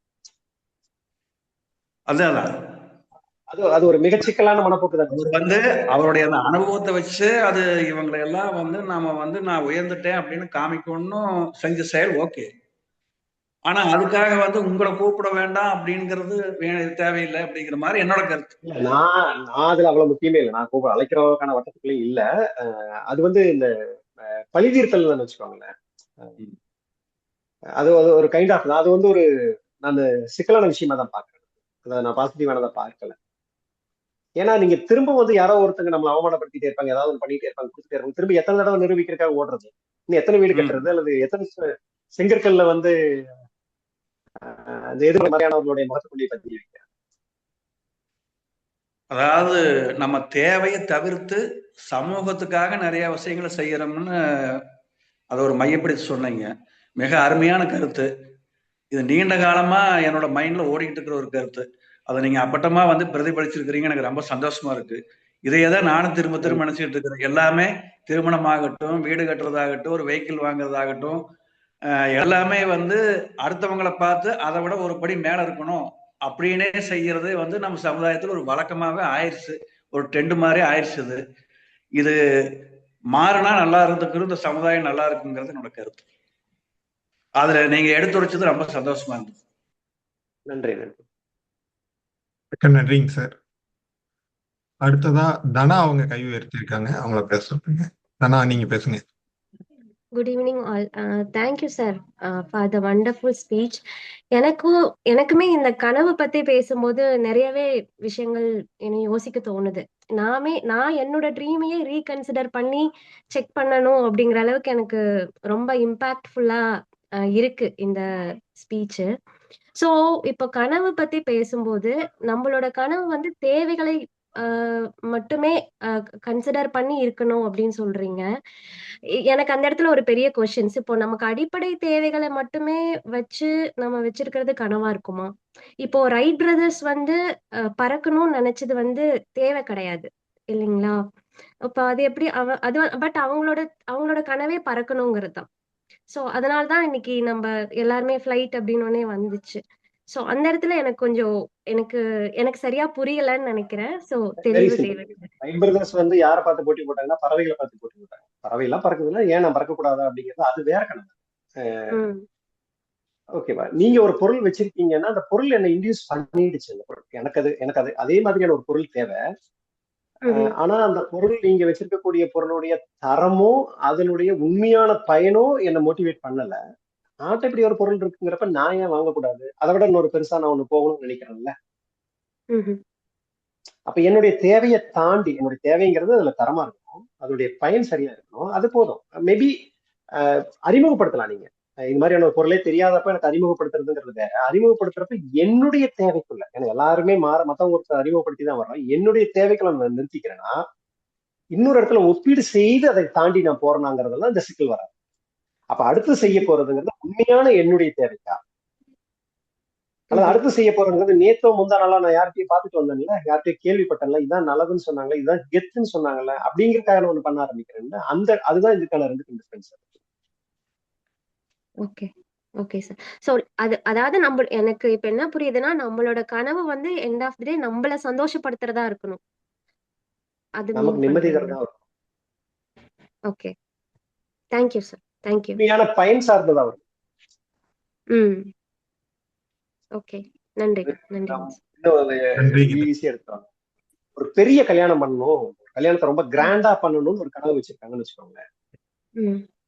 கனவுடைய உண்மையான தேவை என்ன? கல்யாணம் பண்றது, அவ்வளவுதான். உண்மையான தேவை ரொம்ப கிராண்டா பண்ணணும், ரொம்ப கிராண்டா பண்ணணும். கல்யாணம் பண்றது தேவை, ரொம்ப கிராண்டா பண்ணணுங்கிறதுக்குள்ள உண்மையான தேவை என்ன வரப்போகுது? ஒண்ணு இருக்காது. அவ்வளவுதான். நான் ரசிச்சு லைஃப் யாரெல்லாம் வந்து அதை செலிப்ரேட் பண்ணுவாங்களோ, யாரெல்லாம் கொண்டாடுவாங்களோ, அவங்க கையை பிடிச்சிக்கிட்டு அவங்க கூட கூடி நின்று பேசி பழகி அவங்க கூட சந்தோஷமா சிரிச்சு அவங்க மனப்பூர்வமா வாழ்த்துறப்ப நான் ஒரு கல்யாணம் பண்றதுங்கிறது அடிப்படை தேவை.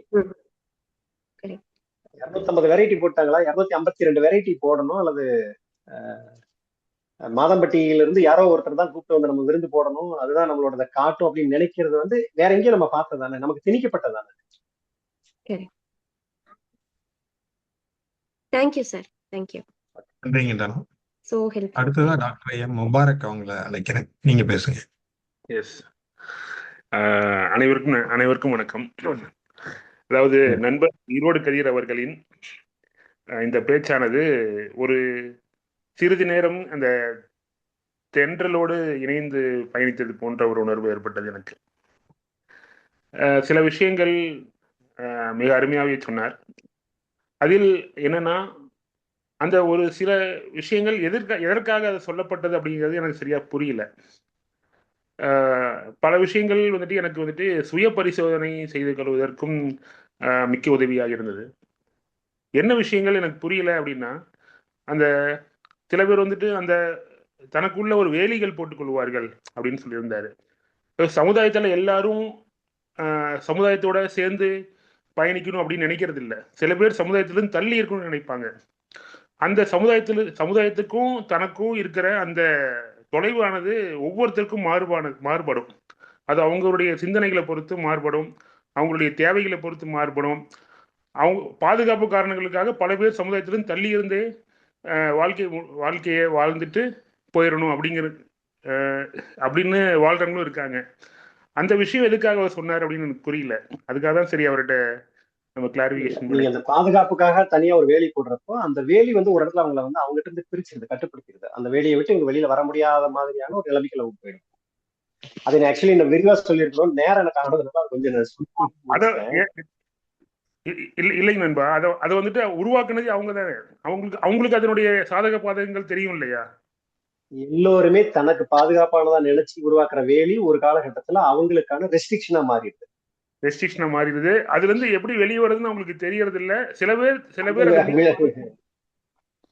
முடியறது பெரும்பான்மையா முடியறது. ஏன்னா அதுக்கான அவேர்னஸ் வராது, அந்த கிளாரிட்டி கிடைக்காது, அப்படியே அதுக்குள்ளேயே முடங்கி போயிடுவாங்க. அடாப்ஷன் பண்ணி அடாப்ட் ஆயிடுறாங்க, அந்த லிமிட்டுக்குள்ளேயே அடாப்ட் ஆயிடுறாங்க. வேறு வழி இல்லாமல் ஏற்றுக்கொள்கிறார், வேறு வழி இல்லாமல் பழகிக்கிறோம். இந்த அடாப்ட் ஆயிடுறாங்க இல்லையா? இப்போ ஒரு சில பேட்டிகள்ல ஏஆர் ரஹ்மான் சொல்லுவாரு, அதாவது அந்த கம்ஃபர்ட் லிமிட்டை விட்டு வெளியே வரணும், அப்பதான் சாதிக்க முடியும். அப்ப அதுவும் இதுவும் நம்ம ஒண்ணுன்னு எடுத்துக்கலாமா? இல்ல, அதுவும் இது வேற, அது இது வேற.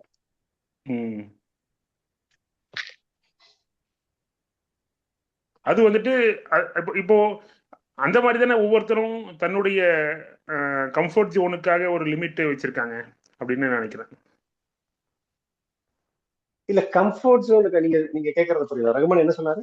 சாதிக்கணும்னா கம்ஃபர்ட் ஜோனை விட்டு வெளியே வரணும், கம்ஃபர்ட் ஜோன் விட்டு வெளியே வரணும், அப்பதான் சாதிக்க முடியும் அப்படிங்கிற மாதிரி ஒரு பேட்டியில சொல்லியிருப்பாரு. ஓகே. இப்போ இவங்க வந்துட்டு நம்ம இந்த பாதுகாப்புக்காக வெளியே போடுறோம் இல்லையா? இதை வந்துட்டு வண்ணதாசனோட ஒரு கவிதை தான் ஞாபகத்துக்கு வருது.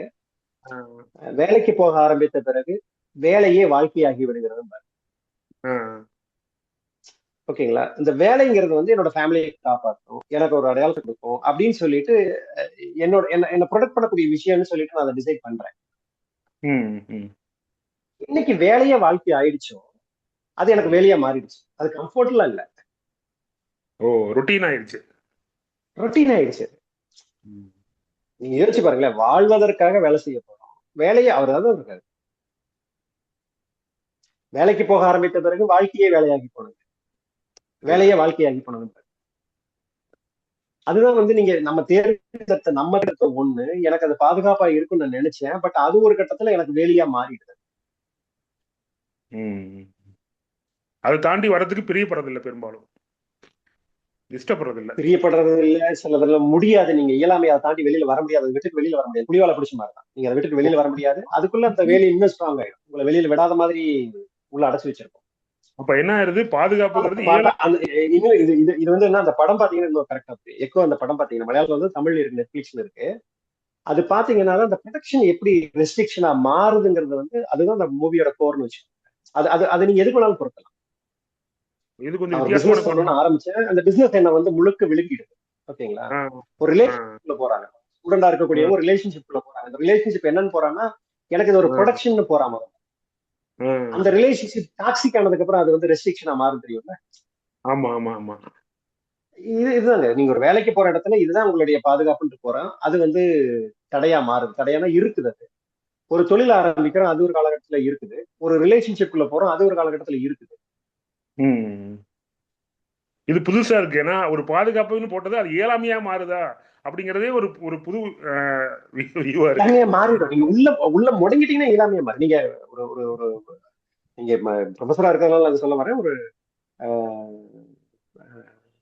ஸ்டூடெண்ட் ஒரு ரிலேஷன்ஷிப்ல எடுத்துக்கோங்களேன், ஒரு கம்ஃபர்ட்டுக்குள்ள தான் உள்ள போயிருப்பாங்க. அது ரொம்ப ஏதோ ஒரு வகையில குதூகலப்படுத்திருக்கு, சந்தோஷப்படுத்திருக்கும், ஒரு ஆறுதலா இருக்கிறதுக்குள்ள போயிருப்பாங்க. ஒன்ஸ் அது டாக்ஸிக்கா மாறினதுக்கு அப்புறம் அவங்க வெளியில வர முடியாம துடிக்கிற துடிப்பு இருக்குல்ல, கஷ்டம். புரியுது சார், புரியுது. நன்றி. வேலி பாதுகாப்பானது, வேலி வந்து அடிமைப்பட்டோம். அதுதான் ஒரு கான்செப்ட். அருமை. நன்றி. மிக்க நன்றிங்க டாக்டர் மூவர்க். அடுத்ததாக ப்ரொஃபசர் ஞானஜோதி சார் அவங்களை நினைக்கிறேன். சார் நீங்க பேசுங்க. வணக்கம். மனிதர்கள் சூழ்நிலை கதிகள், அவர்களின் உளைச்சல்கள், அவஸ்தைகள், உளவியல் நிலைகளை நல்ல உதாரணங்கள் மூலம் கதிர் சொன்னார். குறிப்பாக குட் ஃபெயிலியர் மிக அருமையான விளக்கம். நல்ல தோல்வி, அப்புறம் என்னுடைய கணக்கில் ஃபெயிலியர் இஸ் நெவர் ஃபைனல், அதை அவரும் ஒத்துக்குவார். நம்முடைய வாழ்க்கையை வந்து நம்ம அடைய முடியறதில்ல. ஆனாலும் எதிர்காலத்தில் நமக்குன்னு ஒரு இடத்த நம்ம ஏற்படுத்திக்கணும். மற்ற சூழ்நிலைக்கு சிரமங்கள் இருந்தாலும், குடும்பங்களுக்காக, மற்ற நண்பர்களுக்காக, மனிதர்களுக்காக மற்ற பண்ணால் கூட நமக்குன்னு ஒரு விதையை தேர்ந்தெடுத்து வேண்டும். பாரதியாருடைய அருமையான அந்த விதையினை தேர்ந்தெடு, நம்முடைய வாழ்க்கையில குறைஞ்சது ஒரு 50% நமக்கு தேவையான விதையை தேர்ந்தெடுத்துக் கொள்ள வேண்டும். மிக அருமையாக பேசினார். கதிருக்கு வாழ்த்துக்கள்.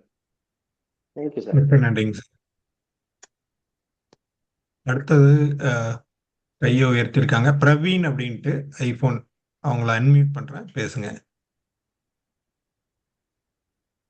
பிரவீன் வாங்க.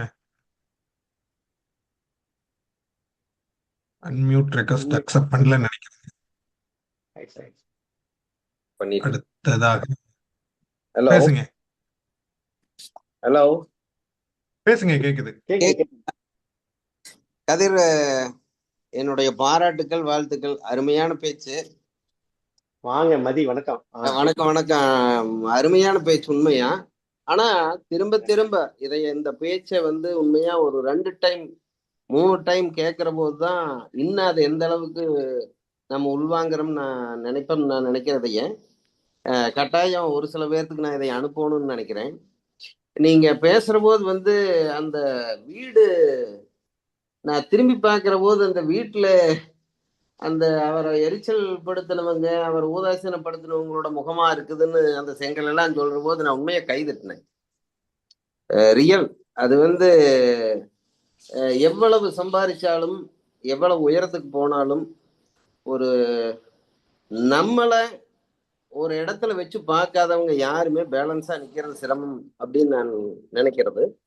அதே மாதிரி கடைசியா நீங்க ஃபார்மர்ஸ், விவசாயிகளை நீங்க சொன்னது எனக்கு ரொம்ப ரொம்ப பிடிச்சது. இந்த உலகத்துல நம்பிக்கை மட்டுமே வச்சு நடக்கிறது நடக்கட்டு அப்படின்னு ஒரு தொழில் நடக்குது அப்படின்னா உண்மையா அவங்கதான். அவங்களுக்கு நான் எப்பவுமே தலை வணங்கணும்னு நினைப்பேன். அந்த கடைசியா சொன்ன நிம்மதிங்கிற வார்த்தை உண்மையா அடைய முடியாதது ஒன்றும் இல்லை. ஆனா அதுக்கு தேவை நம்மளோட மனசுதான் நான் நினைப்பேன். நம்மளோட புரிதல் ஓரளவுக்கு சரியா இருந்தா பெரும்பான்மையா நாம் நிம்மதி அடைய முடியும் அப்படின்னு நான் நினைக்கிறேன். நீங்க பல இடங்கள்ல சொல்றீங்க இந்த கல்யாணத்துல நடக்கிற இதுகளை ரியலி அது உண்மையாலுமே ரொம்ப ரொம்ப எல்லை மீறமோ அப்படின்னு நான் பல இடங்களுக்கு நினைப்பேன். ஆனா ஒண்ணுமே தப்பு இல்லை. இந்த உலகத்துல யாரெல்லாம் நம்ம எல்லை மீறமோ அவங்கதான் அதுக்கு விலை கொடுக்க போறோம். அதனால அருமையான பேச்சு, வாழ்த்துக்கள். அதை நான் இன்னொரு பார்வையில நான் முழுமையா ஆதரிக்கிறேன். ஏன்னா நிறைய காசு இருக்கிறவங்க அள்ளி கொடுத்துங்க, பணம் ரொட்டேஷனுக்கு போகட்டும் அப்படிங்கறத நான் பாராட்டுறேன். அந்த விஷயத்த நான் பண்ணிப்பேன். ஆனா அதை காப்பி அடிக்கிறவங்க பாதி காட்ட வித்துலாம் கல்யாணம் பண்ணுங்கிற மாதிரி மாறிடாதீங்கிறது மட்டும்தான் அதுல இருக்குமே தவிர பண சுழற்சிக்கு நான் அவங்களை ஆதரிக்கிறேன். இல்ல உண்மை அது அது நாமளும் அந்த அந்த எல்லாம் புரியுது. அதாவது செய்யவே வேண்டாம்னு நினைக்கல. ஆனா அவங்க செஞ்சுட்டாங்கிறது நான் அதை விட யார நாம வெற்றி கொள்ள போறோம், யார நாம உன்னை விட நான் மேலைன்னு காமிக்க போறோம் அப்படின்னு நான் நினைப்பேனுங்க. அருமையான பேச்சு, வாழ்த்துக்கள். நன்றிங்க, மிக அற்புதமா சொன்னீங்க. அடுத்ததாக சசிகுமார் அவர்களை அழைக்கிறேன். சசிகுமார் பி, நீங்க பேசுங்க. வணக்கம். நான் ஈரோடு தான் சொந்த ஊரு. நான் இஸ்ரோல சயின்டிஸ்டா இருக்கேன். 22 வருஷமா திருவனந்தபுரத்துல தான் இருக்கேன். இன்னைக்கு ஒரு கதிர் அனுப்பிச்சிருந்தாரு, இந்த நிகழ்வு கலந்துக்கிட்டேன். கேக்குது இல்லைங்களா நான் பேசுறது? கேக்குதுங்க, பேசுங்க. சரி, ஓகே. ஒரு நல்ல ஒரு நிகழ்வு இன்னைக்கு கேட்டதுக்கு. உங்களுடைய கருத்துக்கள் கொஞ்சம் வித்தியாசமான கோணத்துல பார்க்கக்கூடியதா இருந்தது. ஒரே ஒரு இது மட்டும் நான் சொல்ல விரும்புறது என்ன அப்படின்னா, நீங்க அந்த பஸ்ஸுடைய ஒரு கதை சொன்னீங்க இல்லையா? நம்ம ஒரு பஸ்ஸுக்காக காத்திருக்கிறோம், நம்ம போக வேண்டிய பஸ் வரல, ஆனா மத்த பஸ்ஸுக்காக போறோம் அப்படின்னு. இன்றைய இளைய சமுதாயம்னு சொல்ல முடியாது, இன்னும் வளர்ந்தவங்க கூட நம்மளுடைய இலக்கு என்ன அப்படிங்கிறத நம்ம அவ்வளவு தெளிவா வரையறுக்க முடியாத ஒரு சூழ்நிலையில இருக்கிறோம். அதனால தப்பான பஸ்ஸா இருந்தா கூட ஏறி பார்த்துருவோம். ஏறி பார்த்துட்டு கொஞ்ச தூரம் போயிட்டு நம்ம போற இடம் சரியில்லைன்னா இறங்கி நம்ம போக வேண்டிய இடத்துக்கு போறதுதான் சரியா இருக்கும் அப்படின்னு நான் நினைக்கிறேன். ஏன்னா ஒரு பையன் காலேஜ் முடிச்சு வரும்போதோ இல்ல பல வருடங்கள் ஒரு தொழிலை செய்துட்டு ஒருத்தர் வரும்போதோ அப்பதான் அவருக்கு தெரியும் அவர் நம்ம இருக்கிற இந்த செஞ்சுக்கிட்டு இருக்கிற வேலை நமக்கான வேலை அல்ல, நமக்கான இலக்கல்ல, இது நமக்கான இடம் இல்லை அப்படின்னு தெரிய வரும்போது அது தைரியமா வந்து அவரு நம்முடைய இலக்கை நோக்கி போறது சரியா இருக்கும். அதை விட்டுட்டு நான் என்னுடைய இலக்கு வர வரைக்கும் நான் காத்திருக்கிறேன், நான் இந்த வேலைக்கு போக மாட்டேன், இந்த இதை செய்ய மாட்டேன் அப்படின்னு காலம் கடத்துவது வந்து அவ்வளவு சரியா இருக்குமா அப்படிங்கிறது சரியா இருக்காதுங்கிறது என்னுடைய கருத்து. உங்களுடைய சசி, கருத்து ஒரு விஷயம் என்னன்னா, நீங்க திருச்சி ரூட்ல பஸ்ஸே வராதுன்னா நீங்க வேற திங்க் பண்ணலாம், அல்லது பிரேக் பண்ணி போலாம். ஓகே, அந்த இது சொல்றீங்க. எல்லாரும் ஓடி ஏறிட்டு இருக்காங்க, வந்து நான் ஏதாவது மிஸ் பண்ணிடணும் அப்படிங்கிற மாதிரி பதத்துல போய் ஏறப்ப நாங்கன்னா நீங்க டயகனலா ஆப்போசிட்ல எங்கேயாவது போய் நிற்போம். ஆனா அதுவும் வந்து நல்லதா இருக்கலாம், நீங்க அங்க கிடைக்கவே கிடைக்காத தப்பானதெல்லாம் சொல்லவே வரல. அங்க என்ன வரானா 90% வந்து நான் இது விருப்பப்பட்ட வாழ்க்கை இல்லை, நான் அது எப்படி இங்க வந்தேன்னு தெரியல, ஏன் வந்தேன்னு தெரியல, எது என்ன கொண்டு வந்து இழுத்து விட்டதுன்னு தெரியலங்கிற அந்த அந்த சிக்கல் அங்கதான் வருது. அவ்வளவுதான் வித்தியாசம். ஓகே, அந்த கருத்தை நான் ஒத்துக்கிறேன். ரொம்ப நல்ல உரையா இருந்ததுங்க, வாழ்த்துக்கள். நன்றி. அருமைங்க சசிகுமார். அடுத்ததாக சங்கர் அவர்களை அழைக்கிறேன். அன்மியூட் பண்ணிட்டேங்க, பேசுங்க சங்கர்.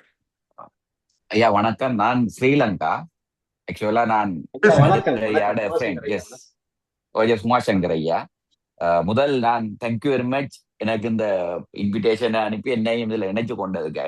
எங்களுக்கு இந்த இப்படியான உரையாடலுக்கான வாய்ப்புகள் இல்ல. இப்படிப்பட்ட சந்தர்ப்பங்கள் இருந்தா நாங்க விருப்பத்தோட ஆவலாக இருக்கிறது இதுல இணைகிறதுக்கு. இப்படி இருந்தா தொடர்ச்சியான இதுல இணைஞ்சோடு எங்களுக்கு எப்பயும் விருப்பம். இப்படிப்பட்ட இன்விடேஷன் எங்களுக்கு முடியுமானால் எங்களோட பகிர்ந்து கொண்டா சந்தோஷமா இருக்கும். Thank you very much. அதை தாண்டி நான் ஒரு டீச்சர். எனக்குள்ள அடிக்கடி இந்த நீங்க சொன்ன இந்த உரையாடல் ஊசலாடி கொண்டே இருக்கும். அர்த்தமற்றதாக ஓடி கலைக்கிறோமோ என்ற ஒரு எண்ணம் வந்து கொண்டே இருக்கும். அதை நீங்க ஒரு திரும்ப ரீகன்ஃபார்ம் பண்ணுங்க. அர்த்தமற்ற ஓட்டு நல்ல ஓடிக்கொண்டிருக்க. நான் பிள்ளைகளுக்கு அடிக்கடி சிம்பிளா சொல்றது, ஏதேனும் இருந்தாலும் நிம்மதியாக தூங்கலண்டா வேஸ்ட் அந்த லைஃப் என்று சொல்லி நிம்மதி முக்கியம் என்று முடிச்சிங்க. Thank you very much. எனக்குள்ள ஓடுன அந்த ஒரு ஊசலாட்டத்தை, ஒரு தெளிவின்மையை இன்னைக்கு நீங்க உறுதிப்படுத்தினீங்க. இதுதான் லைஃப் என்றது. Thank you very much. மிச்சம் சந்தோஷம் உங்களை இணைஞ்சு கொண்டது, உங்களை பார்த்தது, உங்களோட பேச்சு நிறைய காலத்தை போது கேட்டது. Thank you so much. Thank you so much. Okay, bye. Thank you sir. மிக்க நன்றி ஐயா, மிக்க நன்றிங்க. Okay okay.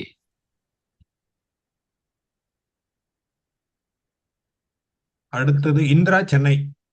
பேசுங்க, அன்மியூட் பண்ணிட்டு பேசுங்க.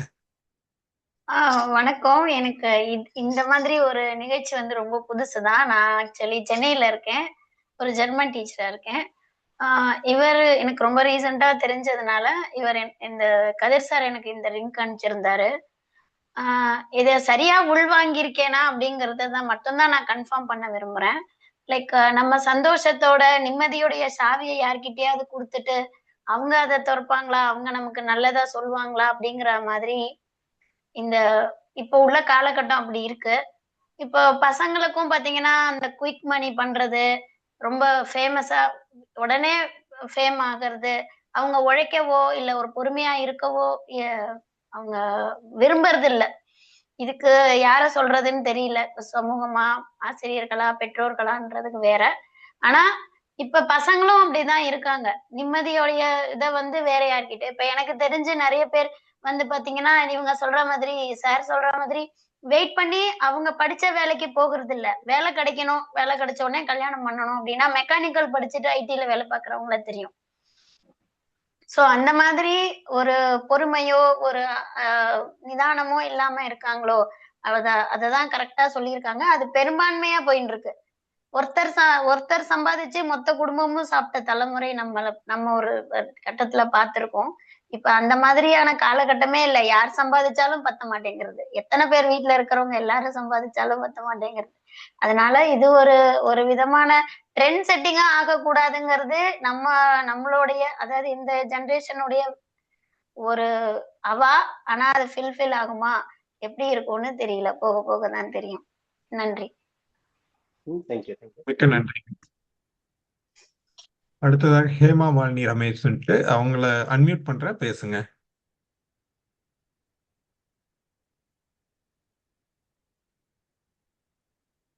அன்மியூட் அக்செப்ட் பண்ணலன்னு நினைக்கிறேங்க.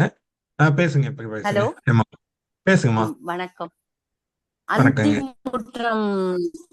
அந்திமுற்றம் கேக்குறதா நான் பேசுறது? கேக்குதுங்கம்மா. Can you hear? அந்திமுற்றம் நேயர்களுக்கு உறுப்பினர்கள் அனைவருக்கும் வணக்கம். முக்கியமா கதிர் அழைத்ததுனால ஓடி வந்தேன். ஃபர்ஸ்ட் டைம் தான் அட்டன் பண்றேன். பட் நல்ல யூஸ்ஃபுல் தகவல் கொடுத்தாரு.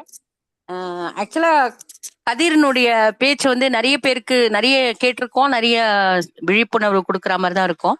பட் இன்னைக்கு நான் அட்டன் பண்ணதுல சிலது வந்து எனக்கு கொஞ்சம் கிராஸ் கொஸ்டின் கேட்கலாமோ அப்படின்னு தோணித்து. அவர் வந்து இந்த வீடு கட்டுறவர் வந்து உங்களை நேர பார்த்துட்டு மிஸ் பண்ணதை வந்து இப்படி மாத்தி சொல்லி இருந்தா எப்படி இருந்திருக்கும்னு ஒரு ஹாஸ்யமா தான் நான் நினைச்சேன். நான் என்னே மாட்டிக்கிட்டேன், என்ன பண்றது, சரி உன்னெல்லாம் கூப்பிட முடியலடா, நீ நல்லவனா போயிட்ட, என்னை வந்து திட்டினவங்களெல்லாம் நான் கூப்பிட்டுறேன் அப்படின்ற மாதிரி ஒரு எஸ்கேபிசமா இருந்திருக்குமோ அப்படின்னு ஒரு ஜஸ்ட் ஒரு கிண்டலுக்கு இதை வந்து நான் சொல்றேன். அந்த மாதிரி மனிதர்களும் இருக்காங்க. தான் வந்து கூப்பிட முடியலையேன்னு மிஸ் ஆனதை வந்து அவாய்ட் பண்றது எப்படின்றத இந்த மாதிரி யூஸ் பண்ணலாமா, இல்ல உண்மையாவே அவர் அந்த மாதிரி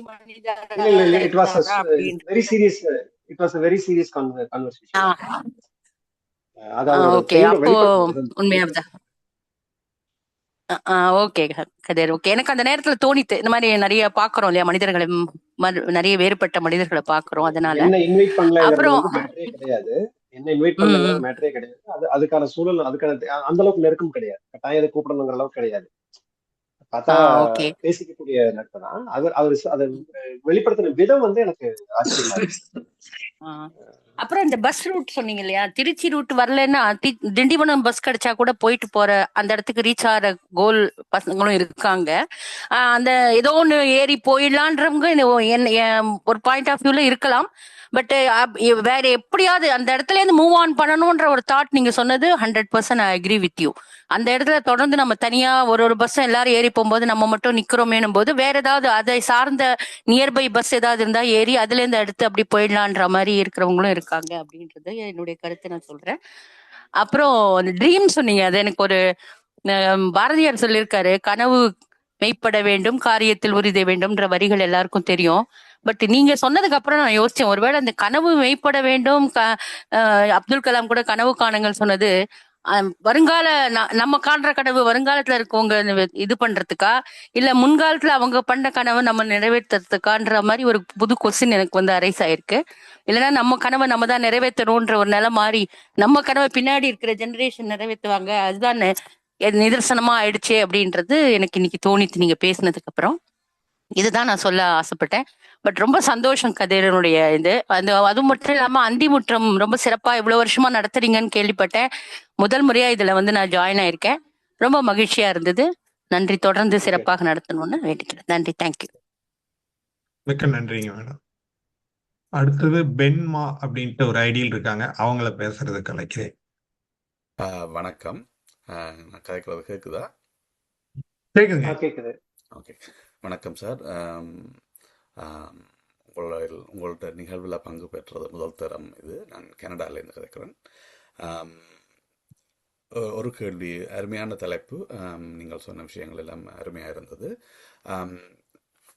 நீங்கள் சொன்ன கதைகள் வந்து எங்களுக்கு பொருத்தம். ஆனால் நான் அடுத்த இளம் ஆக்களை பற்றி யோசிக்கிறேன், அடுத்த தலைமுறையை பற்றி யோசிக்கிறேன். அவர்கள் இப்போ பயன்படுத்துகிற நேரமும் சக்தியும், அவர்கள் தாங்கள் ஸ்பெண்ட் பண்ணுற டைமும் எனர்ஜியும் சரியான சீட்ஸுக்காக செய்யணுமா இல்லையான்றதை எப்படி நாங்கள் என்ஷோர் பண்ணலாம், எப்படி நாங்கள் அதை சரியாகத்தான் முதலீடு செய்கிறார்களா என்பதை எப்படி நாங்கள் சொல்ல முடியும், ஃபியூச்சரை நாங்கள் யோசிக்கல.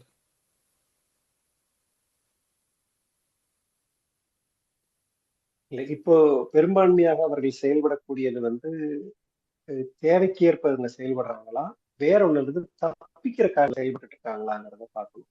அந்த தப்பிக்கிறது அப்படிங்கிறது என்னன்னா, ஏதோ ஒண்ணு சரியில்லாம செஞ்சுட்டு இருப்பாங்க. சரியில்லாம செஞ்சுட்டு இருக்கப்போ தொடர்ந்து அவர்களுக்கு தோல்வி வரலாம். தோல்வி இல்லைன்னா அங்கீகாரங்கள் கிடைக்காம போகலாம்.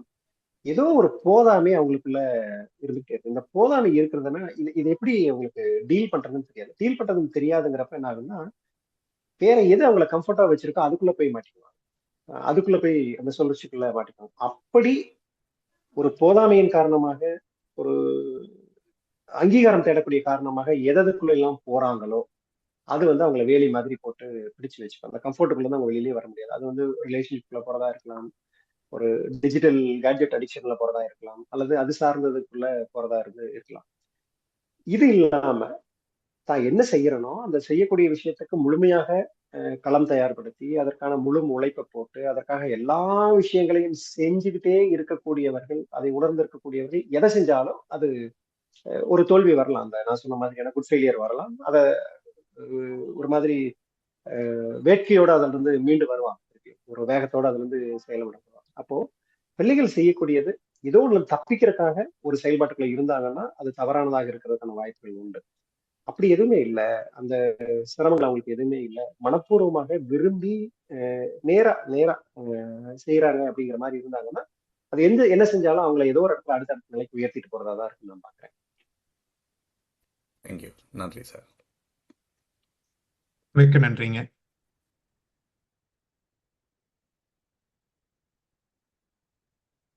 அடுத்ததாக வேறு யாருக்காவது கேள்விகள் இருந்தா கை உயர்த்துங்க. அன்மியூட் பண்றேன், நீங்க பேசலாம், உரையாடலாம்.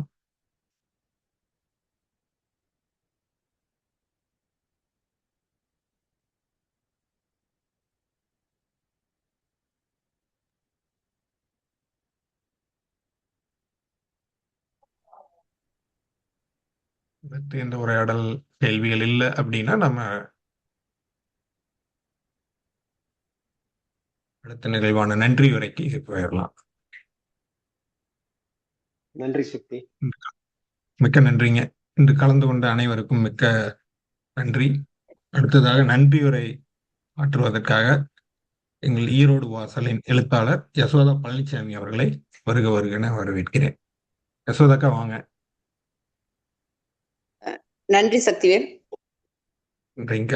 அனைவருக்கும் வணக்கம். இந்த மாலை பொழுதில் காதில் வந்து வீசும் தென்றல் காற்றாய் எங்கள் காதுகளில் செவிகளில் சிந்தனையும் சேர்த்து விதித்த நல்ல விதையனை திருந்திடுவோம் அப்படின்னு நான் கண்டிப்பா கதிர் அவர்களுக்கு நன்றி சொல்லணும். இன்னைக்கு கலந்துகிட்டு கேள்வி கேட்டவங்க வெளிநாட்டுல இருந்தெல்லாம் வந்து கேள்வி கேட்டது ரொம்ப மனசுக்கு மகிழ்வாகவும் ஒரு விஷயமா இருந்தது. இந்த அந்திமுற்ற நிகழ்வுக்கு எல்லாரும் வந்து கலந்திருந்தது ரொம்ப சிறப்பான ஒரு விஷயம் நான் நினைக்கிறேன். ஒவ்வொரு நிகழ்விலையும் அவங்க சொல்லக்கூடியதை எல்லாரும் உள்வாங்கிக்கிட்டு ஒவ்வொருத்தரும் ஒவ்வொரு தனிப்பட்ட முறையில அந்த கேள்வி கணக்குகளை தொடுத்தது, அதன் சார்ந்து நடந்த உரையாடல்கள் எல்லாமும் வெகு சிறப்பா இருந்தது. உரையாடலில் கலந்து கொண்ட அத்தனை பேருக்கும் மனம் நிறைந்த நன்றிகள். சிறப்பானது ஒரு உரையை வழங்கி, அதாவது அந்த குட் ஃபெயிலியர் அப்படிங்கிறத சொல்லும் பொழுது இதுக்கு என்ன சொல்ல போறாங்க அப்படின்னு நான் யோசிச்சுட்டு இருக்கும் பொழுது கிரிக்கெட்டை பத்தி சொல்லிட்டு வந்து அதை நிறைவு செஞ்சிருந்த விதம் ரொம்ப சிறப்பா இருந்தது. நன்றிங்க கதிர். கடைசியில விவசாயி மட்டும்தான் சரியான விதையினத்தை சரி செய்து அவன் நிம்மதியா இருக்கான் அப்படின்னு சொல்லி ஒரு நிம்மதியை கொடுத்துட்டு போனீங்க. ரொம்ப சிறப்பான நன்றிகள் உங்களுக்கு. ஈரோடு வாசல் சார்பாக மீண்டும் மனம் நிறைந்த நன்றிகளை தெரிவித்துக் கொள்கின்றோம். நிகழ்வில் இணைந்திருந்து கேட்டு சுவைத்த வாசல் உறுப்பினர்களும் வாசல் அல்லாத இணைய வழியில் இணைந்த நட்பு உறவுகளுக்கும் தலைவர், செயலாளர், பொருளாளர் உள்ளிட்ட அவையோர் அனைவருக்கும் மனமகிழ்ந்த நன்றிகள். நிகழ்வை தொகுத்து அளித்த சக்திவேல் வீரு அவர்களுக்கும் பட்டயம் வாசித்த கௌசல்யா ஞானேஸ்வரன் அவர்களுக்கும் வரவேற்புரை நல்கிய முனைவர் மைதிலி அவர்களுக்கும் சிறப்பு விருந்தினரை சிறப்பாக அறிமுகப்படுத்திய ராஜேந்திர பள்ளியின் முதல்வர் ராதா மனோகர் அவர்களுக்கும் மனம் நிறைந்த நன்றியை வழங்கிக் கொள்வதில் ஈரோடு வாசல் பெருமிதம் கொள்கின்றது. இந்த நிகழ்வில் கலந்து கொண்டு அனைவரையும் மகிழ்வித்து நல்லதொரு கருத்தினை கொடுத்து சுவைக்க வைத்த ஈரோடு வாசல் கதிர் அவர்களுக்கு மீண்டும் மனமார்ந்த நன்றியினை தெரிவித்துக் கொள்கின்றோம். நன்றி. மிக்க நன்றிங்கக்கா. இத்துடன் முறைப்படி இந்த நிகழ்வு முடிவடைகிறது. ரெக்கார்டிங் ஆஃப் பண்ணிடுங்க.